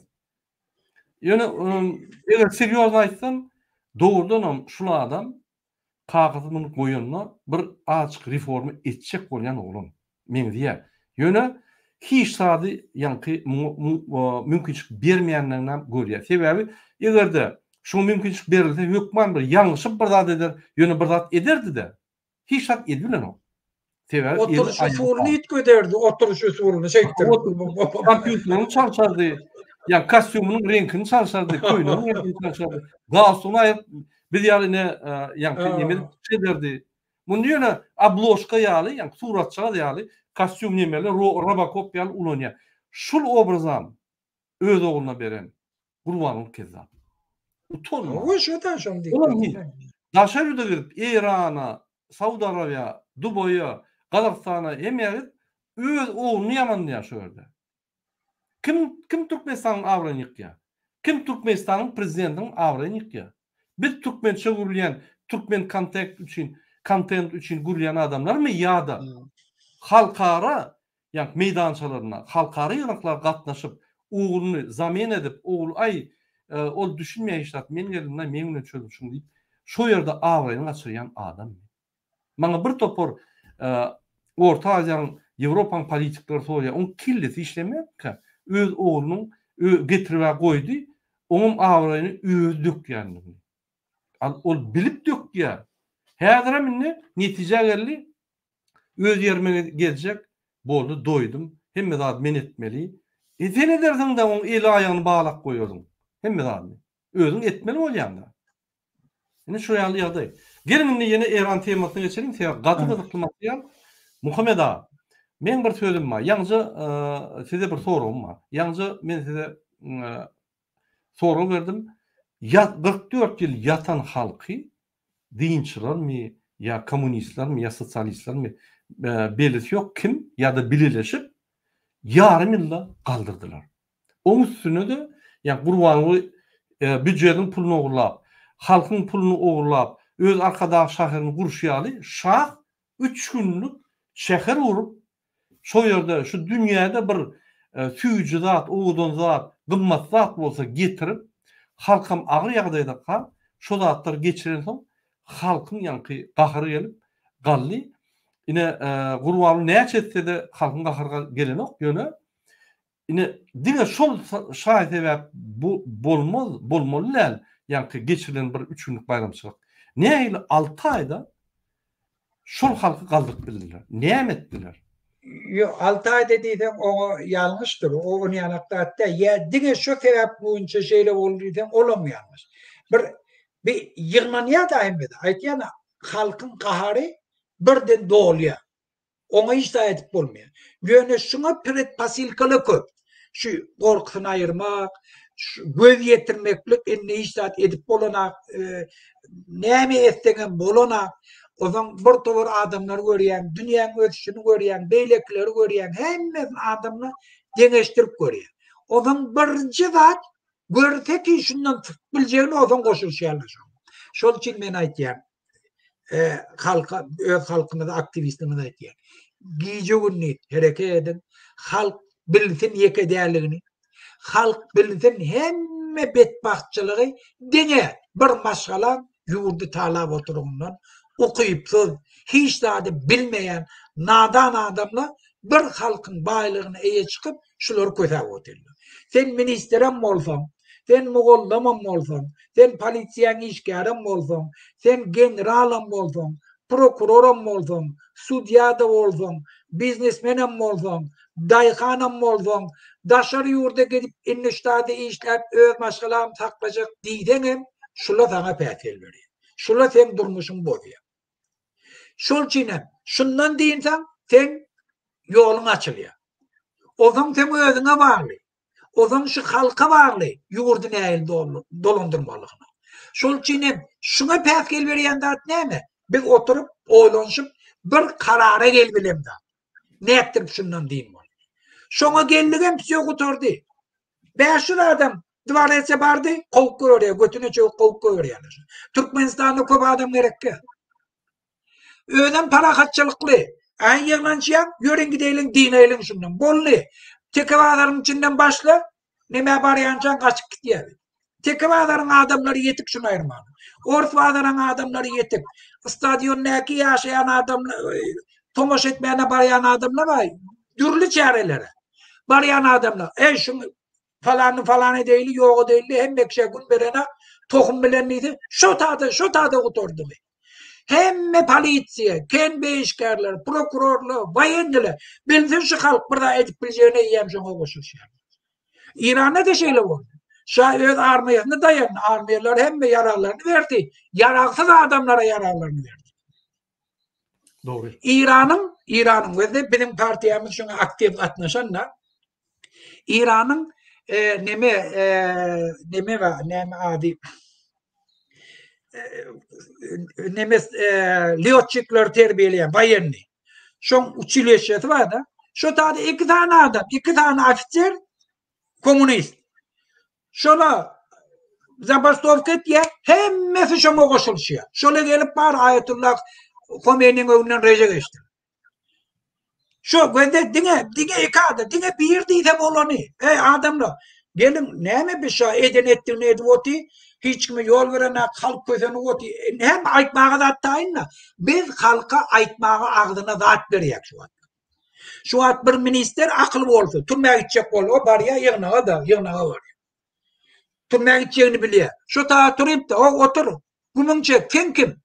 Sen bizi şu cinayete mecbur ettin. Sen bizi bir kanunu işlemeler yol açtın, mecbur ettin diye bu tortu. Şunu bize haber versin. Eğer şuna da tipilseler tüf yüzmedi ya. Sıramını türmeye gidiyor.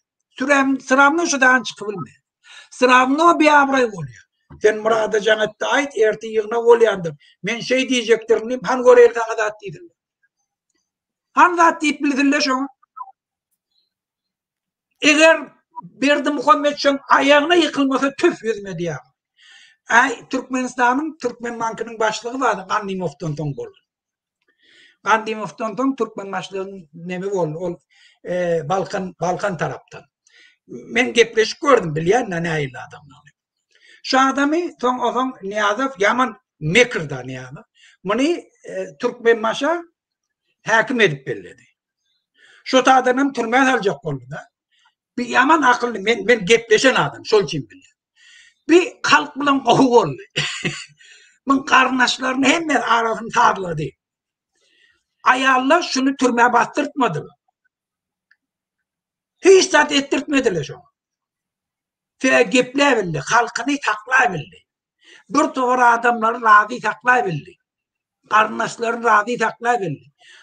Şu atlam Murat yanak, men yanak, ken aktivistler. Şula sen iyidimde dursa sen şuları aytsan, şun men başşak kolyarlı. Hava menem yanlışım vardır. Yöne bizi mecbur eden şu sistema bizim hemmemizi bir vicdan etti, bir namus etti, oğru etti. Men inden boljekke, şuna deyse hemme halk şuna iyidimde. Ola Nadejdini biz yöne yerden peredaşasını koyayım da, Nadejdini şu sistem, Putin'in sistemasının içinde. Yöne 20 milyon adam oldu. 200 bin adam soğuğun içinde şuna kol çektiler prezident olsun diye. Bu Aliado, prezident oldu. Yok. Hem men aydama, men havadan aydama. Ortaya öz içindeki statistik dağlar veren adamlar diye. Men ne diyecek olayan? Hükümet yol başçılarının yediğiniz ve ispaseniyeti şu atlam. Şunun önüne durmaklık. Onun var giydiğini ayttın şoğunu ölür yani. Hiç kime bildirmeyen ölür yani. Yöne eğer şunu Murat aydıp, bana aydıp, şey çektirin deydi, okutordu, hiç mi isaydı ölmüyor. Amerikan prezidenti çıkış edip şunu kolluyor. Tüf yüzme diye eğer etmese şunu. Yöne köy misal. Bir tarafta Serdar öz maşgalası bilen, bir tarafta da Gurban oluyor, doğanlar, Gulnavat, Lubovnikler bilen, yankı beyleki doğanı, o Recep. Ay, Karandağ'da da inna o. Karandağ'da hemen üşüp, Şammi, Pammi, Hacamrat, beylekler, dvayurun, trayurun yegenler. Onu üşüp, Serdar, adalatlık isteyedi, şolu yankı yol olmak diye. Serdar, zaten zat şu yağdaydan çıkıp biliyor. Göne. Eğer de kanun yolda gitmeseniz, men opozisiyanı getiriyen sizin hemmenizi yatırıyor deyse, bolluk oluyor. Yok, Serdar var ha, kaytam şeyse karnaşlarını halas etmeye. Halas ediyor bu. Halas etmeye. Men aydayım, ben o gün çıkışımda ayttım ha, Nadejdin 7 benli varyan Putin özünü halas etmek için dedi. Şoňa ruhsat berdi, şo garanti verip bilýär şeýle. Bilim oğlu garant bolup bilýär. Men getireyin şolary, biraz svoboda bereli, ýurtda reforma geçireli, sana da istat diýdirmeýin diýse, şoňa gow garant. Bilim Serdar'a istat diýjek. Serdar, bar prezidentin tutulur, premier ministerlik neme der? Halk taýlasın, hakimleri koy, her ýurtda ýaşaýan ýerlerinde halklar öder, hakimlerin taýlasyn bärdin uğratmak gerekke. Biraz svoboda bereli, meseleleri çözeýli, sana da istat diýmeýär. Alan pullaryny berdim. Eň etjek adamyň şo ogurlan pullaryny gaýtarsyn diýär. Bolly. Men bir zady ünsürdüm Muhammed ağa. Türkmen halky jertwa yankı kösönýän halk, ýöne bu bir tarapdan Serdarym jertwa. Birinci jertwa Serdar. O jertwa ekeni. Bir de muňa sebep ýok.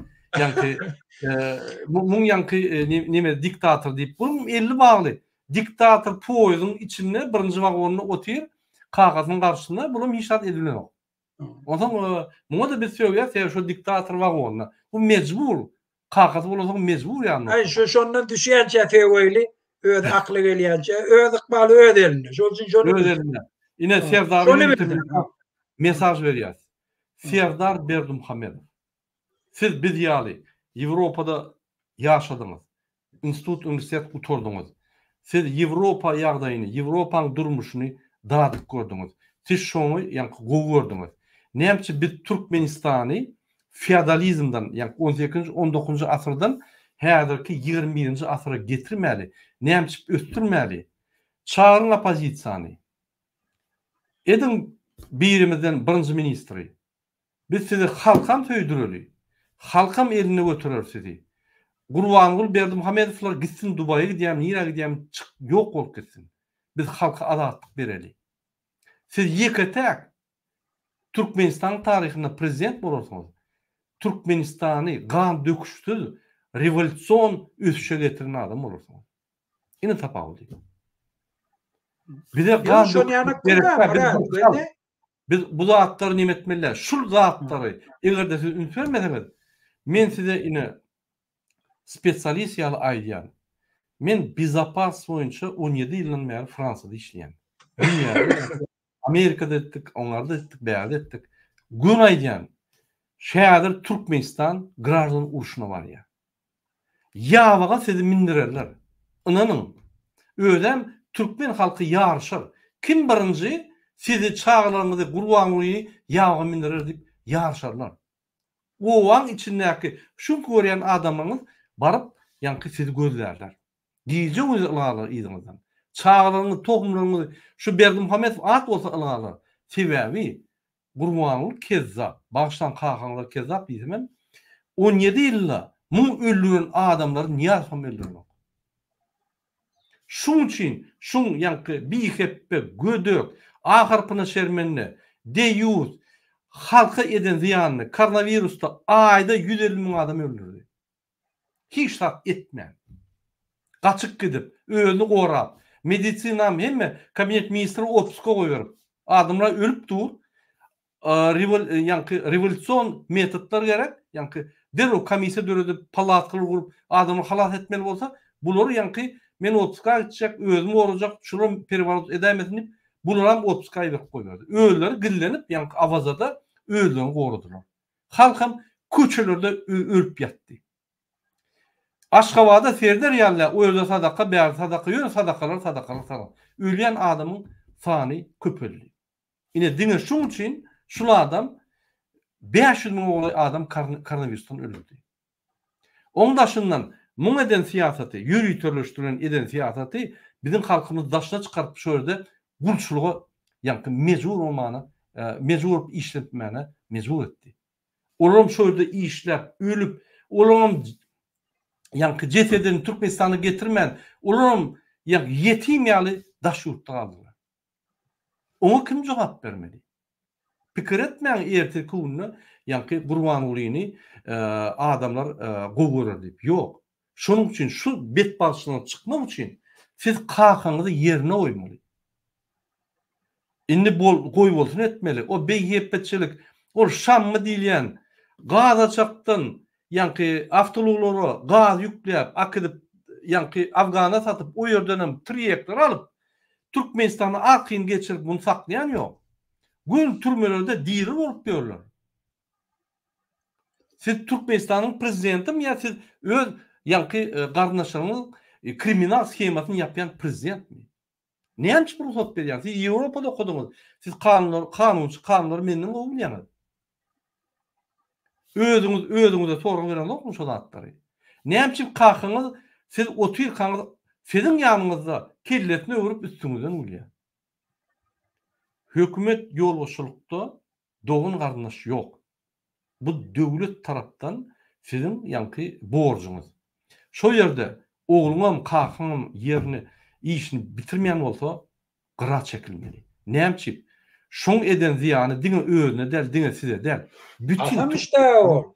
Adam işte o. Şunun için yine şu mesaj size gitti. Özünü seyredin. Bir de size ideyalar veriyor. Bir durnukla pozisiya.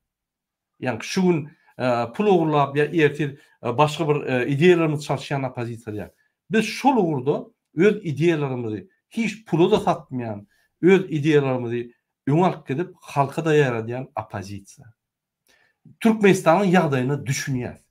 Ýöne biz her adamın, her bir jany bizim için Türkmenistan'ın hemme baýlygyndan ýokary, gansız, ılalaşykly çalışmalar edesimiz gelýär.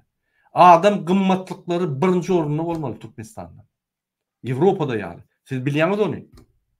Türkmenistan'da hak ýok, adalatlyk ýok. Gödöklükde, bihepetçilikde, ya kriminalla iň öňe giden maşgala Berdimuhammedowlar. Siz hukuk gorayan gurumları iň kriminal, korrupsiýon gurumy etdiňiz. Dünýäde ýok bu ýal gurumy. Şoňa ýetirip, şu ýal gurulan döwletiň prezident bolmak, siz ýaly Ýewropada okan adama maskara var şol.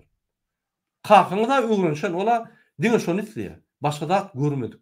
Bütün ömrüni kriminal edip, korrupsiýa edip, kezzapçylyk edip, gizlenip, hükümetin ýa-da wezipetiň arkasynda gizlenip ýatan adam. Siz beýle däl. Şoň üçin şu zatları nemedin? Opozisiýaň egerde ýülenseňiz, opozisiýa sizi gollar, ýöne bir şert bilen biz halka azatlyk bermeli, biz demokratiýany goýmaly. Ýuwaş-ýuwaşdan eger derre goýup bilmesek, planlaşdyryp plan boýunça gitmeli.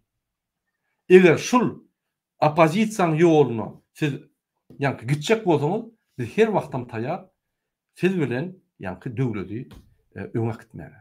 Mene gönaýan. Siz intek ýylyňyzy garagana bulamadyňyz, kakyňyz ýaly. Intek şansyňyz bar. Siz häzir iň esasy rollu. Häzir Türkmenistan prezidenti halk masaladynyň ýoluşundan ýokary islenlik wagt aýryp bilýär. Onun üçin MHM sizinki bolmaly, kakyňyz däl. Onun üçin prokuratura sizinki bolmaly, kakyňyz däl. Onun üçin suwdyň ýokarky ýanky başlygy sizinki bolmaly. Sizin goýan adamyz bolmaly, kakyňyz däl. Onun üçin adalet ministriniň ýoluşy sizin adamyz bolmaly, kakyňyz däl. Onun üçin mejlisiň başlygy sizin adamyz bolmaly. Kakyň goýan adam bolmaly. Mina bar ona sizinki bolmaly. Ine şolary ýanky çalşanyňyzda kakyňyza bir zat diýseňiz, gulu asar. Bolmasa kakyň elindäki kezzap oýunjak bolarsyňyz. Şol oýunjak ýanky obraz bilen Türkmenleriň, Türkmenistanyň taryhyny ýersiňiz. Girip barýar. Biz sizi saklajak bolýar. Muhammed ağa, indi öz ýanky çykyşymyza gaýdyp geleli Iran meselesi gatgydyk boldy. Siz Iranyň 1978-nji ýylda bolup geçen rewolýusiýanyň şaýady. Näçe siz Türkmenistanda rewolýusiýa etdiler? Revolüsiýany men etmeýän, ýok, hiç wagtym. Bir adam revolüsiýa etse, oň özü halka bela. Şol üçin men niýetim halk öz belasyny özü aýyrmagy ukyply bolmaly. Şonu bir ýurdun içinde hemişe öküş bolýar. Hemme hemişe ütkeşlik bolýar. Indi men şu İran revolüsiýasynyň tejribelerini aýtjak bolýarna, näme darlar? Sebäplerine öwrenmeli.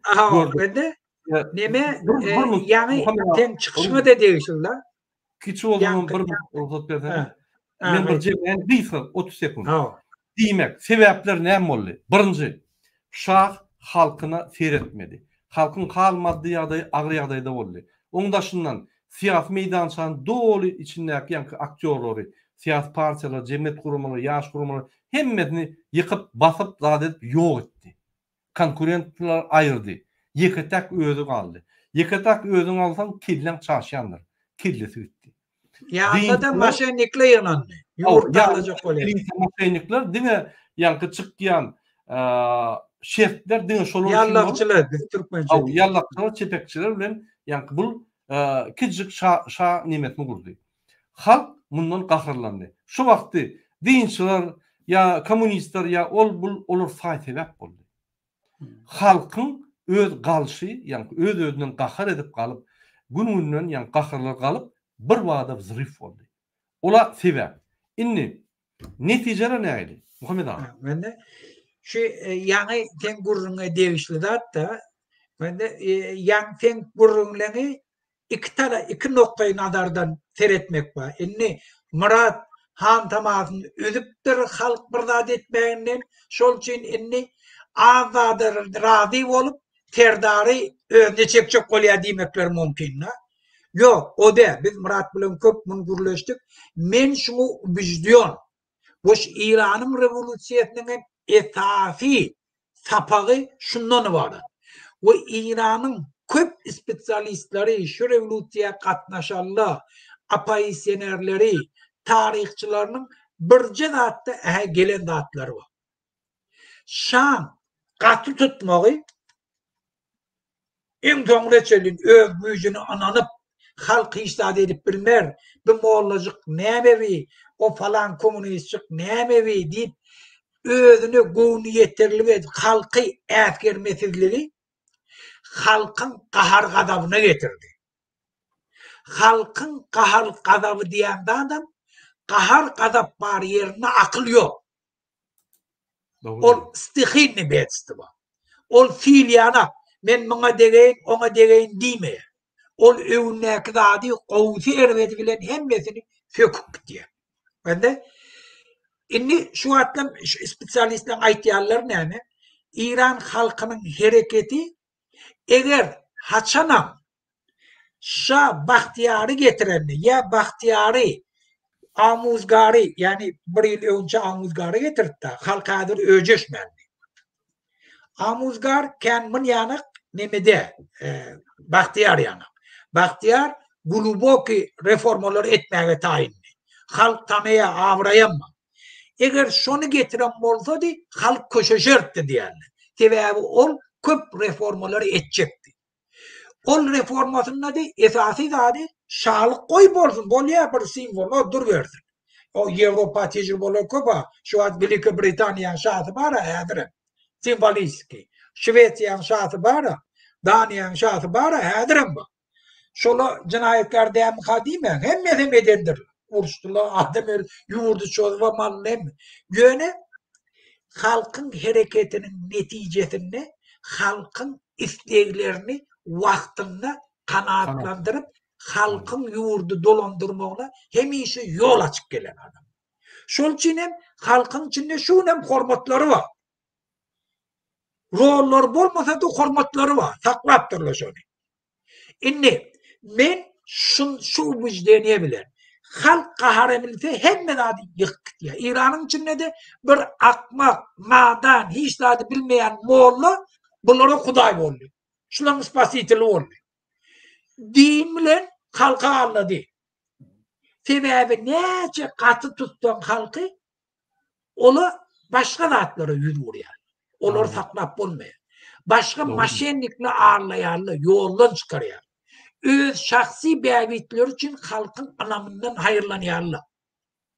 Şu sebepten eğer biz şu niyet bilen, şu zatları görüp eğer Türkmenistan'la doğru ütköşükleri edecek olsak, yuvurdun bevitini edecek olsak, biz kan döküştürlüktür. Az pateriye bilen hükümeti ütköştürmeyen uğruna çekmeli. Şu bize prinsip. Şunun için Murat Şulkun söz etti. Sen aydanım şundan gelip çıkıyor da. Bir İslam pozisyonu ne? Men bunun doğuşuyanak bilen şu haramzadaları biz ayırıyor. Görürüm siz şunu. Men aytmağım da tarihin aydışı. Dinin aydışı. Kudayın beren sözü. Beyttirip bir yaşayabilme. Şunun için şunu bilsinler. İyi güç gidiyor. Özüm nece köp ayağın diresele şunca derbet gidiyor. Şam gidişi yani.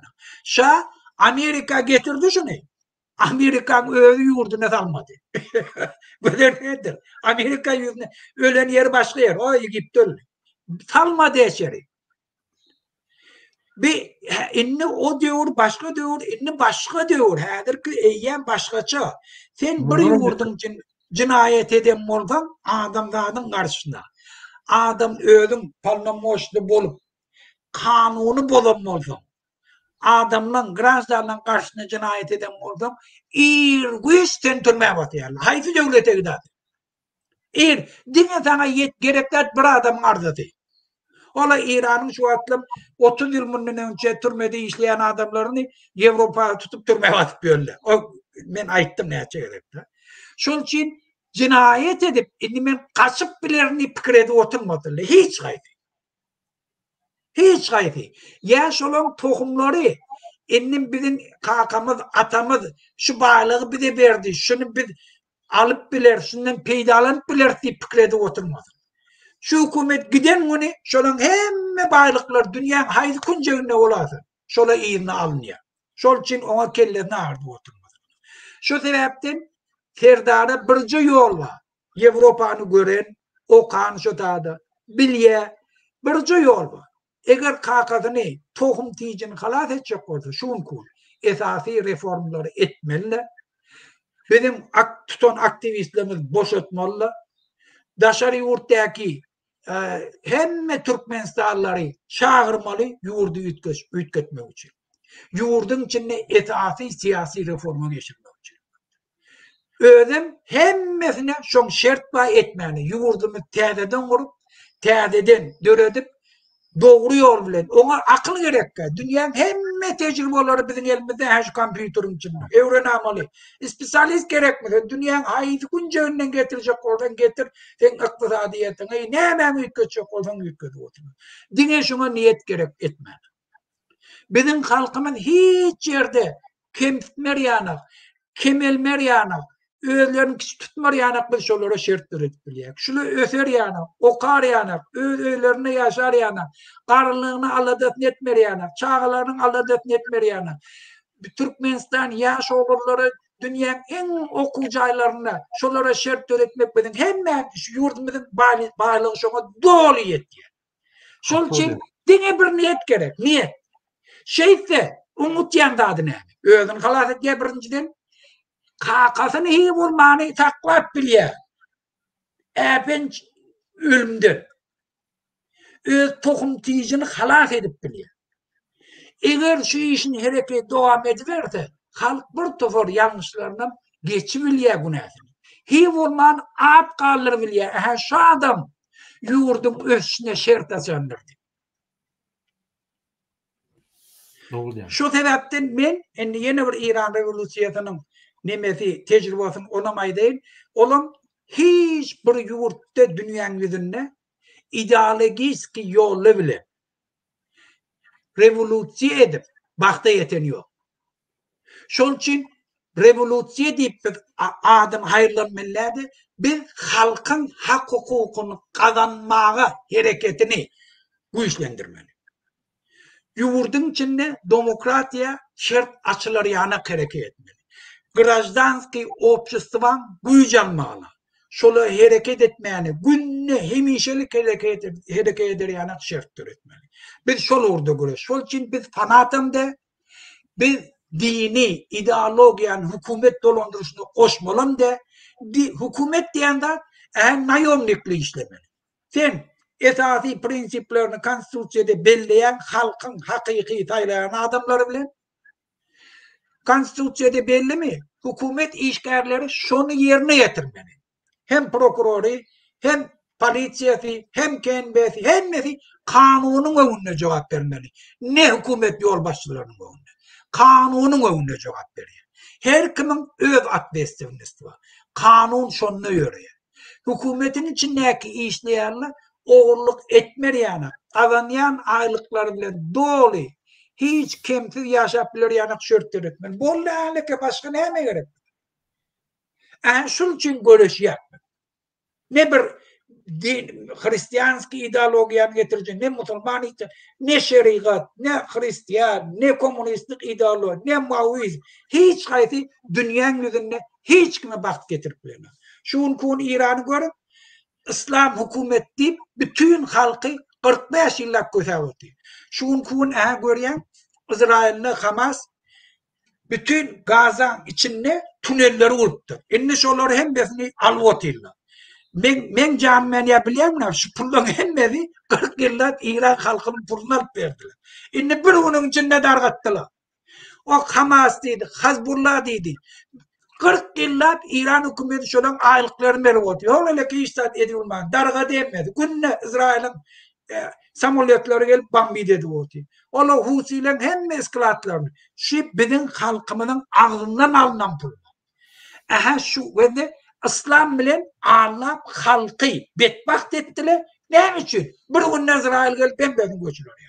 Hiç peýdasyz da.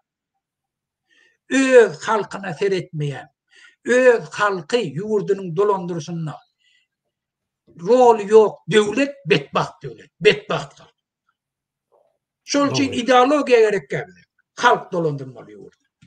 Doğru diýen Muhammed ağa, gatly dogry belläp geçdiňiz. Ine biz ahiri ýeňýäs. Bul bir serdary eden teklifimiz bir gowşoklukdan däl, gaty akıllı, düýük, güýçli pozisiýa.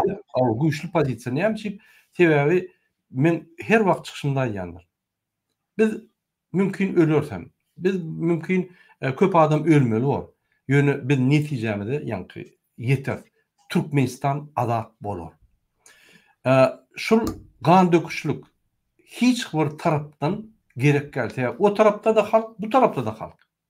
On tapawut näme kim gan dökdi? Gan dökmän çöp bolýaka biz şol uğurdan gitmeli. Hemme zady ılalaşyp, çödüp, oturup, pikirlenşip, yer we yer goýup, ýanky edip bolýar. Maksat Türkmenistany östürmeli. Maksat Türkmen halkyna azatlyk bermeli. Maksat Türkmenistan azat, bir taraf hemişirik bolmaly. Häzir biz kimden bir taraf? Biz bir taraf däl. Gurbanuly halkdan bir taraf. Gurbanuly ýa-ni Russiýa paçasy Putina taraply, Erdogana taraply. Ol Türkmenistanyň ýa-ni bütün dünýäde oýnatgy. Türkmenistan oýnatgy bolup dur häzir. Biz o zatlardan gitmeli. Ulaýaly halkara maslahatçykdan çykmaly. Biz ekonomikany aldyrmaly. Biz iqtisadiýatyny galdyryp, bizde uly potensial bar. Bizde hünärmentler darap barýar. Biz galdyryp bilýäs. Häzir şunu gansy et bolýaka gansy edeniň oý. Erteki gün şu ýagdaý bolmaz. Hökman gyrarlygyny bolar. Ine şu ýerde bir ýer Türkmenistan awtor rejimden geçti totalitar rejime. Geçti ine näil Türkmen halky rejimi agdarar. Ine biz her bazaryndan her 15 güne sapaklar geçýär. Şurada bir ekspert, politolog bizim bilen jedilleşýär, gidişýär, taryhy ulanýar, taryhy wakalary. Men şu ýerde bir gaty görnadym. Ol gaty dogry aýtdy, belläk geçdi. Siz Türkmenistanyň içinde gruplar açyp zat edip bir topar ýa-ni işler geçirip utulmersiňiz. Ýöne siz jemgyýet ösdürseňiz, jemgyýetiň özü zryf edip galýar. Bilmiyorum, Kazakistan näil protestler etdi? Näil nemeler gurnady? Utulmady. Seziň Belarusiýa 400 000 oğlan adam köçe çykdy. Şolu çıkarmagam, ýa-ni uly işler geçirildi. Ýeňmedi. Ýöne şomolyň aýdyşyna görä menim ılalaşan şoňulan ılalaşamokdym, bunu analiz etdim, bütün dünýäni ılalaşan. Halk bir gün mümkin şuun giyece, mümkin ertir. Yani her bir say sebepçi tapılar, buna trigger deyilýär. Şu trigger şunu yani halkı grup çıkarýar. Ýöne halk büküp çıkıp şu ýaga şular galdyranlar bir ýaly opozisiýonlar gelip halkyň öňüne düşüp halk bilen hemme öz oşklary kanun esatyna edip bütün dünýä görkezip ineterdiň kanun esatyna yani halkara şertlere hormat koyup edildi diýsek, onu bütün dünýä tasdiklar. Onu şuryaly akılly hereketler ul netije getirer. Diýmek, halk galmak üçin ýa-ni hiç şart gerek gel. Halkyň özü oýunmaly. O ýerde bir ýerde kiçik nägelikler bildirir. O ýerde açyk ýa-ni kösüne beýerde bunu urarlar, beýerde basarlar. Ahir gahar gelýär. Gahar galyp gelýär. Ine Iran meselesini gördük ýalnız. Şuryaly Murat Gurbanov üçin galmalylar, Düýüzçü Muhammed üçin galmalylar, olar özleri üçin galarlar. Gaharly. Ine şu günne biz hakykaty görkezip durýar. Egerde şul agyr günler, şul ýa-ni bir jellat size garşy hemme elindäki pullary, organlar size garşy ulan görüşýän bolsa, siz görüşmeýän bolsaňyz, onda sizin hiç şeýle arzuwlaryňyz, sizin hiç şeýle mümkinçilikleriniz, sizin hiç şeýle geljeňiz bolmaz. Diýip aýdyp gelýär, düşündirip gelýär, suwdet gelýär. Ine şol ýeterlik bolýar halkyň galmagyna. Pikir etmeň. Muhammed Düýüzçü barmasa halk galmaýar, Murat Gurbanov barmasa halk galmaz. Biz barmyz benim halk galmaýar. Ýöne egerde biz gowy jemgyýeti galdyrsak, bilimlerini düşündirip, ýa-ni bolýan hadiseleri düşündirip galdyrsak, bizim barmagymyz gerek. Halk galýar. Şöýden liderim tapylýar, oňurlýar. Biz ýetişsek uçup barar, ýetişmesek öldüremedi Mehmet Ali. Ine şu ýaly bu ýa-ni taryh şunu düşündirýär. Muhammed ağa, näme görýäň şu pikiri? Men aýdan pikirmen. Doğru men golnaýan ýöne işlerde bir zady belläjek bolýan gende ýugurdy östirmeklik diýende ol paşkalap birine pul berdiň östirmek manasynda bolýar. Ýöne ýuwaş-ýuwaşdan günme-gün ösüşi duýan prosesem, bir prosesem ösüş bolýar. Gende ýugurdy östirjek boldum, hemişe östirjek boldum. Halk hemişe öz ykbalyna beparwa bolmaly. Siyasi ütköşklere beparwa bolmaly. Halk ýurdyň içindäki bolýanda da beparwa boldy, şoň ösüşem galýar, ýurt bulaşýar. Hemme zat durýar. Şol üçin halkyň aktiv siyasi durmuşynda gatnaşmagy, öz hak hukuky üçin göreşmegi, Şol için elinden elen etmekleri ösüşün esası şartlarının biri. İslenlik harekete, islenlik talep etmek, sesini çıkarmak hiç neticesi yok demeklik akmaklıktır. İslenlik talep görünüşünde hükümet tala otururlar. Halk alacak olayan adamla şun gözünü tutuyorlar. Şundan korkuyorlar. Şol için neçe biz köp çıkış ettik. Neçe köp abyomlu gen derecede talep edip bildik. Hükümet yol başçıları oğurluk edip bilmeyen. Şu sekret ösüşün sekreti şu. Avrupa devletinin ösüşüm şu. Şurada halk kontrol etmede ola turudu öz ecefine mümkünçilikler yapılır adamlar. Mesela şurada böyle. Yöneyi yamayt yani. Başka şol için hemişe ayrıptım var. İslenlik hareket hükümet yol başçılarını akıllıra oğurlamağına getiriyor da. Bizimki yana o saz çalıp keyif çekip ne biçim yani halkın üstünden gülüp görene. Halkı razdıracak edip bilene. Bizimki halk hiç de dimeyen için keyif çekip yiyor. Dünya bir nemezini gördüm. Koydum eğer. Maşinci otur önünde. Şeytirip çık. Elini nemedi. Halkı razdıracak ediyor. Akma. O çobanın yanına varıp şeytirip yengizlik olup halkın üstünden gülüp yiyor. Ne için? Absolut ne hiç kim işler diyemez. Şol için sen diysen bir adamım diyse var ya eyyem çekiniyor. Şol için hem aktivistlerden korkuyor.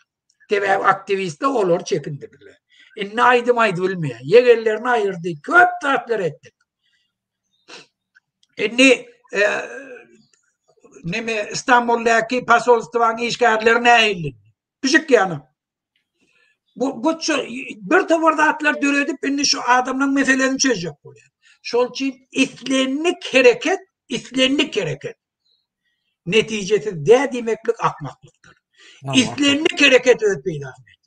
Biz yöne çalt edecek olduk. Onu birden ayağa alıp da bir karamdadan dinmeli yuvurdu. Çalt bir yolu düşürülüyor. Hem vurun şonksun. Neyse güçlü hareket ettik. Güçlü siyasi ütköşükler kazanabiliyor. Şu kanun. Doğru. Şimdi Muhammed Ağa, şol İran revolütsiyasının neticelerini kıysa cemlesek. Birinci, Şah gitmeli oldu. Halk qaharı gelip ahir halk kalıp yankı siyasatçılar bilen dinçiler bilen kalıp Şah'ını gitmeli ettiler. İkinci, Şah'ın yanına yalaklar çipekçiler yok olup gitti. Täze yalak täze dörendir yönü önküler yok olup gitti. Doğru netice. Diýmek hatta İran döwletinde de hatta İran döwleti men gün yetmeyen aydamak ösen döwlet. Ol imperiya, Persiya imperiyasy. Hatta şo ýerde adamlar galyp ýa aýryp bildiler. Bizim bir pasyl etsek edir şo ýaly. Halkyň hal maddiýady erbet, gurgully 45% daşyny işleýär, öýünlük çağçyklaryny eklemek üçin. Halkyň hiç şeýle haklary ýok. Hem ýerde vizalarynı dağıtlar yapıp Türkmenistan türmäge urdular. İnternet ýok. Türkmen manady konvertasiýa edilen ok.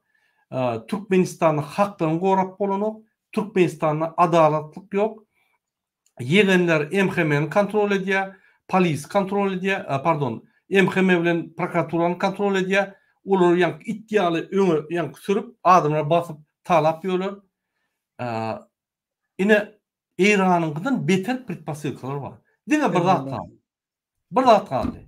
Gurban ulu bayram toyunu ediyor yine mayda 9. may mı ne 8. may mı? Şonda kurtarar.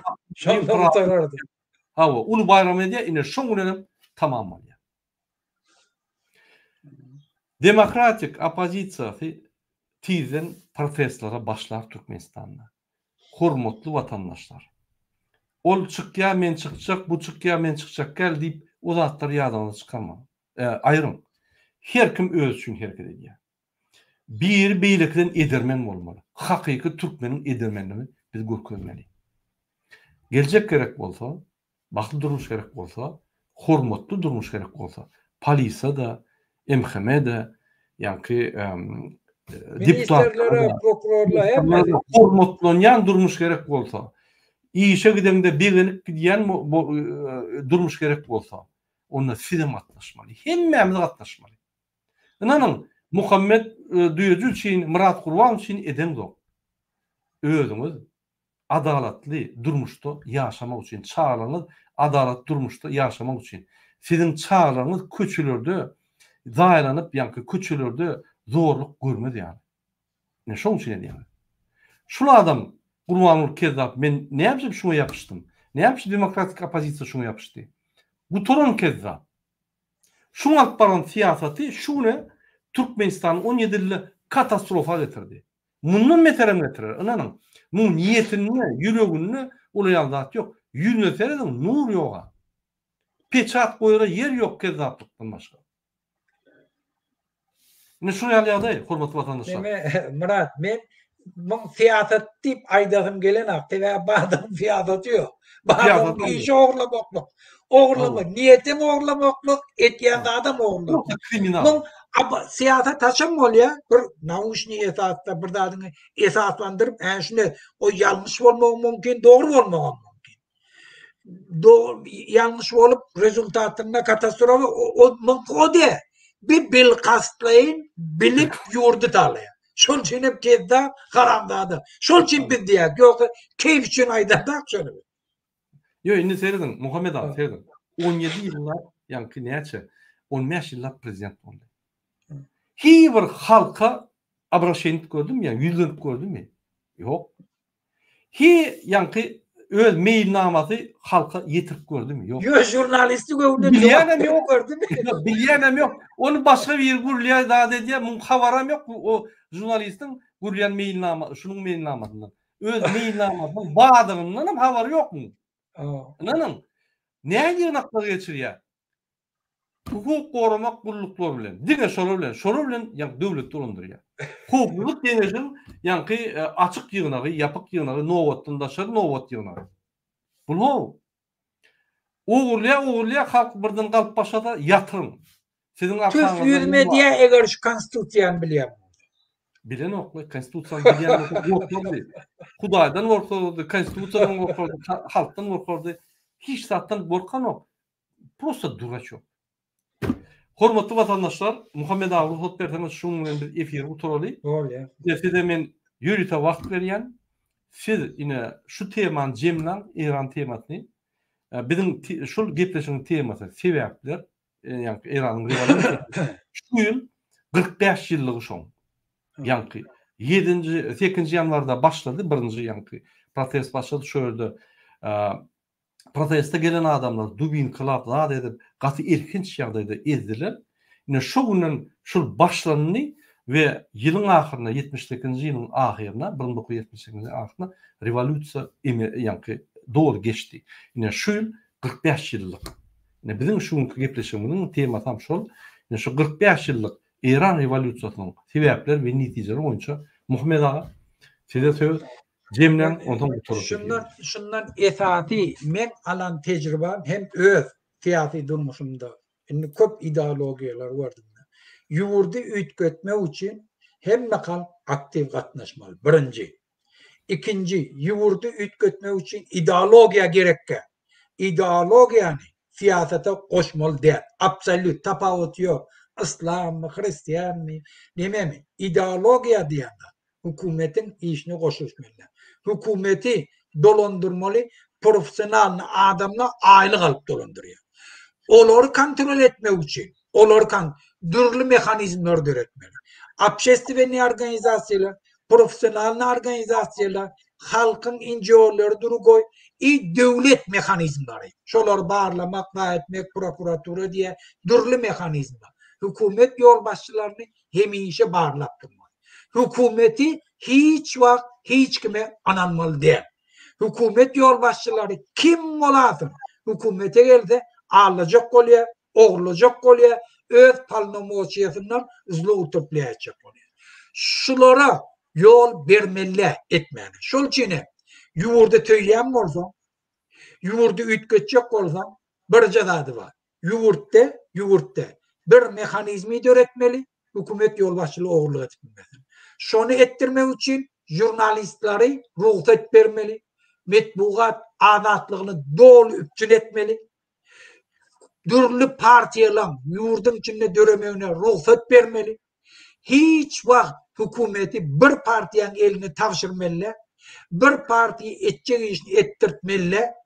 Bizim yurdumuzda hükümet dolandırışında dürlü pikirle bolup biri çekeleşikli kanun öğretmek bir däbe urilmeli. Şol için her bir oblast hiç vakt senterden upravliyat edilmeli. Şu taydaki yaşayan adamlar mesni vlastları öz eline almalı, hükümeti ananmalı. Kanun esasında cevapkar olmalı birinin önüne. Öz arasındaki döredilen şartnamada. Şol için biz adi etmek için hiçbir kıyındatta bana falan gerek eyle olmalı, hükümetler arasında olmalı falan yok. Oğru olsun. Koy geldiğinden oğurluk edecek olsun, bir şey oğurluk ettirmeyin.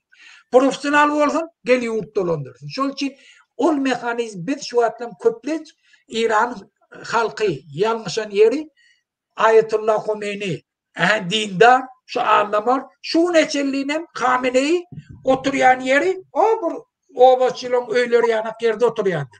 Prezidentle gelenine de şu tadı kav. Nehmet çok ayet çok oluyor. Men pulun eğidimle de men korrupsiyalarda men oğurluk edemek deyip halkı şu neçelliğine Allah oldu. Önümüm 220 milyar pulu var, bütçeti pulu var. Şimdi yalan söylüyor. Şol için hükümeti hiç kime ananmalı. Huday olsun, peygamber olsun, periş ne olan hükümet diyen daha hiç kime ananmalı. Yuvurdu tüyen mi oldu? Hükümet yol başçılarının bağırla. Şon karşısına gepleyenlere hormat koy, şoların gepini kulak atar yana devleti mecbur et.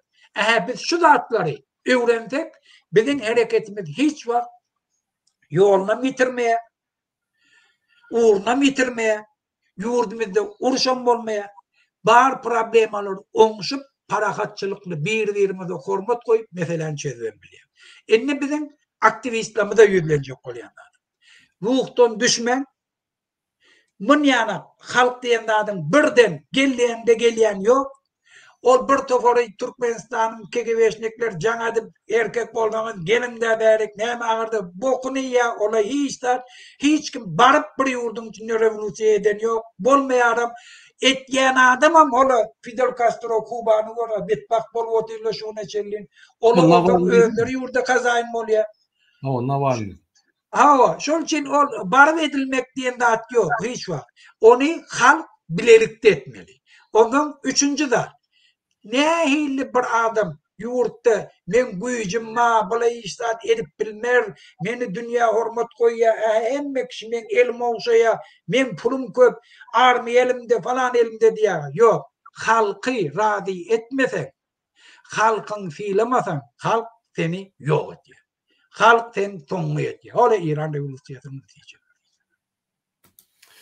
Sağ ol Muhammed Ağa. Hormatly vatandaşlar, ine şu Muhammed Ağa'nın aydan yaňja teklipleri bu demokratiya gymmatlyklar.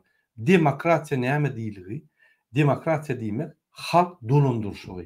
Ine şul adam gymmatlyklary, ýa-ni şoň şertleri yaňja Muhammed Ağa aýdyp geçdi. Ine şul demokratiya döwletiň şertleri şul.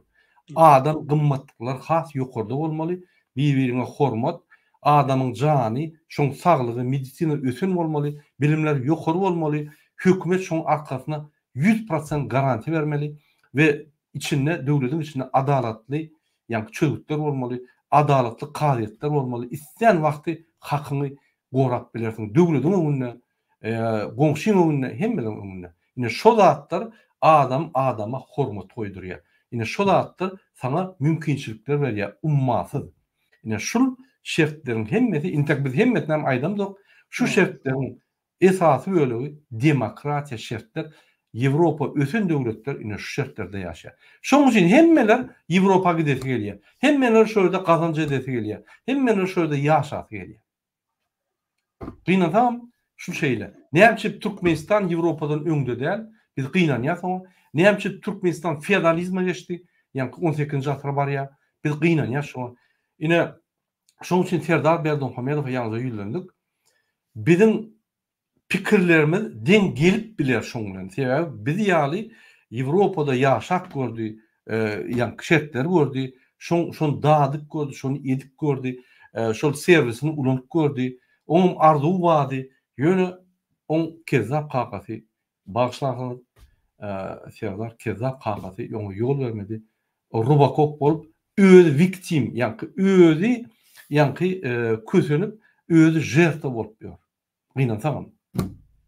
Şoň üçin Türkmenistanda jertwa bolmaly. Türkmenistan güýçlü öten döwlet bolmaly. Türkmenistan azat bolar. Ine şoň bilen biz öz çykyşymyzdy gutarýar. Muhammed ağa köp taňa ýakasyny ine şu ýaly siz bize maglumatlar berdiňiz. Gaty gyzykly maglumatlar.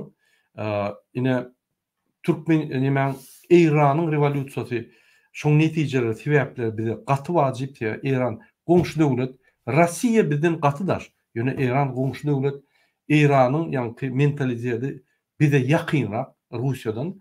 Şonda da Iran öňkü sistema Sowet Soýuzy bolmasa da ondan terjibe almaly. Biz hem ýerden terjibe almaly, diňe Irandan.